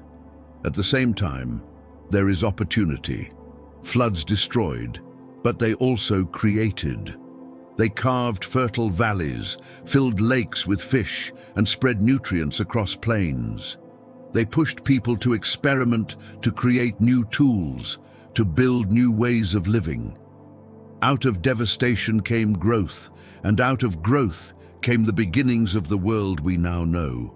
Opportunity hidden in loss is perhaps the most enduring lesson of all. It's worth asking why these stories still hold us. Why do tales of great floods remain powerful thousands of years later? Perhaps it is because we live always with water close by, always with rivers at our doors, seas at our edges, and rains above us. Water is life, but water is also lost. And somewhere in our memory we know this. The flood myths do not only speak of the past, they speak of the ever-present truth that we live at the boundary between land and water, and that boundary is never entirely secure. When we think of the world today, with seas rising again, with coasts vulnerable, with storms more powerful, the echoes of the ancient flood seem louder. We are not the first to face such changes. Others lived through them, adapted and remembered. Their lessons are still with us. Pay attention to the signs, live with humility, adapt when the world shifts, and carry memories forward. These lessons are not relics. They are guides, still relevant, still urgent. Imagine for a moment standing at the shore at night. The tide laps at the sand. The moon glimmers on the water. The stars stretch overhead. Somewhere beneath those waves, there may lie a village drowned 12,000 years ago, its fires long extinguished, its stones scattered. And yet in a way those people are not gone. Their resilience is in us. Their stories are in our myths. Their lessons are in our traditions. The tide carries not only water but memory, memory carried forward through us. And just as memory flows forward, so too does dream. The people who survived the flood did not only remember the past, they dreamed of the future. They dreamed of fields planted and harvested, of villages safe from waters, of children growing into a world less uncertain. Their dreams built the foundations of history. We too dream of coasts still standing, of rivers providing, of a balance between land, water and life. The tide of memory and dream is unbroken, linking us to those who once watched the seas rise and who found, against all odds, a way to endure. So, as we close this story, let it not feel like an ending, but like another tide, another wave moving onward. The floods of 12,000 years ago were not the last, nor were they the first. They were one part of the larger rhythm of Earth, a rhythm of change, of destruction and renewal. The people who lived through them left us more than myths. They left us guidance, resilience, humility and hope. That is the true tide, the one that carries not only water but meaning, not only memory, but dream. And with that, thank you for being here, for listening, for walking this long journey into the deep past. If you found this soothing, if the story of ancient waters has given you something to reflect on, I invite you to join me again here at Just About Earth. Like the tide, we will return with new stories, new journeys, new echoes of the world we all share. Until then, may the rhythm of the earth steady you. May the tide of memory carry you gently forward, and may the dream of endurance remain always with you.